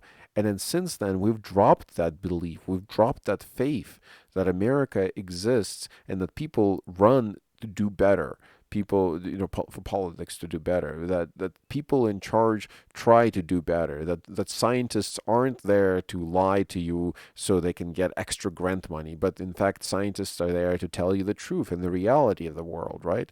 And this was America that devoted tremendous amounts of our resources, of our national resources, on the space program, on science, on exploration, on the university system, right? This was the era where you could graduate from college with a PhD in physics and then go on to work in physics, not hope that one day one of your professors will die and you'll be able to slide into their spot. That was the society of abundance, but it was a society of faith, and it was a society of dignity. It was a society of people who meant what they said and said what they mean. And Donald Trump represents literally everything that destroyed that society. He represents, in my mind, the 80s. And the 80s is everything that destroyed America. It's all about greed. Greed, self-interest, this boorish understanding of the reality, this like very slight understanding of reality that then causes you to think that you're right without enough knowledge to know that you're wrong, what Neil deGrasse Tyson says. Like this kind of cavalier attitude to reality is what destroyed America. So when a man who I literally see as a personification of the destruction of America tells me that let's make America great again, I agree. It was fucking great in many different ways. And I agree we should make it great again. But we should first figure out why it was so fucking great. Mm-hmm. Oh, interesting. And education was a main aspect to it. We should definitely write this paper and maybe make it into a blog post. All right. Well, I'm sure I bored everybody. So, what do you think? Do you think we should reform education with one fell swoop, or do you think I wish to write this because I want somebody to make a private school that will do that. I have zero faith in our ability as a society to agree upon this right now without future evidence. I do, however, believe that if we can write this paper, if it becomes interesting to somebody, people can always add to it, subtract to it, take some idea, take the good ideas out of this, and if you disagree with something, drop it. That's fine. Because these are ideas to play with. This is not like hard set in stone concept. But I do believe that if we start privately and it works out, it would be way much easier to then convince to adopt this publicly. Mm-hmm. Same thing with medical care. The idea that I'm working on right now on how you can profitably, and so it's not a charity, but profitably solve medical care through private enterprise. It will work for everybody except like the poorest of the poor, like people making under $20,000 to $30,000 a year. Those people just can't afford medical care. Mm-hmm. For those people, it would have to be subsidized eventually. But I think my medical care plan starts off with basically everybody middle class up being able to afford it privately, and everybody in the lower middle class to poor being subsidized by the government in my medical system, right? Mm-hmm. But that's 20 years down the road. But year one, it's a completely private system that's going to prove itself before it asks the government for a single dime. It's going to prove itself for the first 15 years. It's going to prove positive outcomes. And then afterwards, it's going to come in and say, look at our positive outcomes in our private system. We are willing to take on new customers if you pay for them who can't afford our services privately, right? So it's the same thing I want from this educational system. If somebody can prove that it works, I think it'll be that much easier to sell it to the government later on. So saying, look how good of students we are graduating. Look how smart they are. Look how intelligent they are. And look how we are taking in students who were denied placement in some other academies because the children couldn't test in, and maybe they have dyslexia, maybe they have other learning disabilities. And we took them in and we graduated them into the kind of students that are amazing. And they're like head and shoulders above like their peers from other schools. Mm-hmm. And we can offer the same thing to everybody mm-hmm. at a cost. Not everybody can afford our cost. But look at you in LA. In LA, the LA County spends like $16,000-17,000 per pupil per year. Right. If we can educate for less than that, And maybe this system would allow them to stay in school, because one of the other problems we have with the public school system is a huge number of dropouts as they get into their later high school years. yeah, it's because they get jobs primarily. They get jobs or they start selling drugs and then they decide, oh, there's no point to going to school. Yeah. I might as well just make money that way. I do believe that for certain, so it's not going to be a problem if you start privately, obviously. Mm-hmm. Nobody's going to, I mean, somebody might drop out, but their parents won't allow them basically Yeah. to drop it since they're paying for it. So privately starting something like that it gives you more flexibility to avoid those problems at the beginning. But I think to avoid people dropping out of school, especially at those later ages, depending on their socioeconomical situation, Mm-hmm. you kind of might have to start paying them. Mm. Meaning, if a kid, if a if, well, if you have a 16-year-old who doesn't see a lot of value in their education in your school, it's probably because they're right. What do you mean? If you have a 16-year-old who wants to drop out of school, chances are they want to drop out of school because they're probably right that your school offers them zero benefit because Okay. you're just shoving information into them. Uh-huh. They can't memorize it fast enough.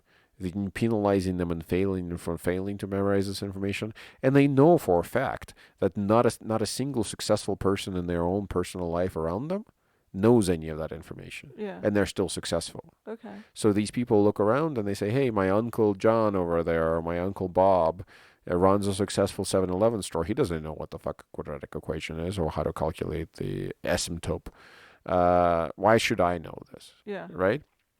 They look at it that way because they don't have sophisticated role models in their life, Mm-hmm. right? So you got to give those people sophisticated role models, and you got to show them that it's actually worthwhile. But then on top of that, you got to teach them the information that's actually worthwhile. If you went to a school that taught you physical education, that taught you how to weld, that taught you how to work on your car, but that also stressed your ability to understand and write poetry, you might stick around, and they didn't judge you when you didn't get it. Yeah. You might stick around through the poetry class because you know that there is value in you learning how to TIG weld, and they know that they'll teach you that too. Mm-hmm. And that used to be the case. Like in high schools in the 50s and the 60s, when they were great, we used to teach people shop. We used to teach people how to use drill presses. We used to teach people how to mill shit, how to use Oh, yeah, that was really great. machinery. And now we don't. So the people who weren't inclined to stay in school for a long period of time because they're like, I don't even know why I need this. I'm not really going to be a mathematician. I'm going to be work on cars for the rest of my life because that's what I find interesting. Oh, but they teach how to work on cars. Okay, I'll just stick around through your stupid poetry class and maybe I'll learn a little bit. And then, worst case scenario, you make a more rounded mechanic out of it, which is fine too. Right. We need mechanics. There's nothing wrong with being a mechanic. And there's nothing wrong with being a mechanic who likes poetry. Yeah. It's That like rhymes, by the way. Poetry that doesn't rhyme is not poetry. It's just verbal masturbation of self-important people. You can be like that Endeavour detective, that British TV show, who's an Oxford-educated Detective. detective. Yeah, we need that too. And it's not like people say, oh, we need more Oxford education detectives. No, what we need is more Oxfords. We need more institutions that could really educate the soul as opposed to just the mind of the But it individual. really starts at the bottom. It starts at the very low levels, not at the Oxford. No, Those the kids- Oxford doesn't doesn't matter. Those kids are just like a pool of kids that were privileged from the beginning. It's just a big anyways, selection. So, It's a big sifter. yeah, All of the top level Ivy League institutions, all they are is just big filters. yeah. They filter out.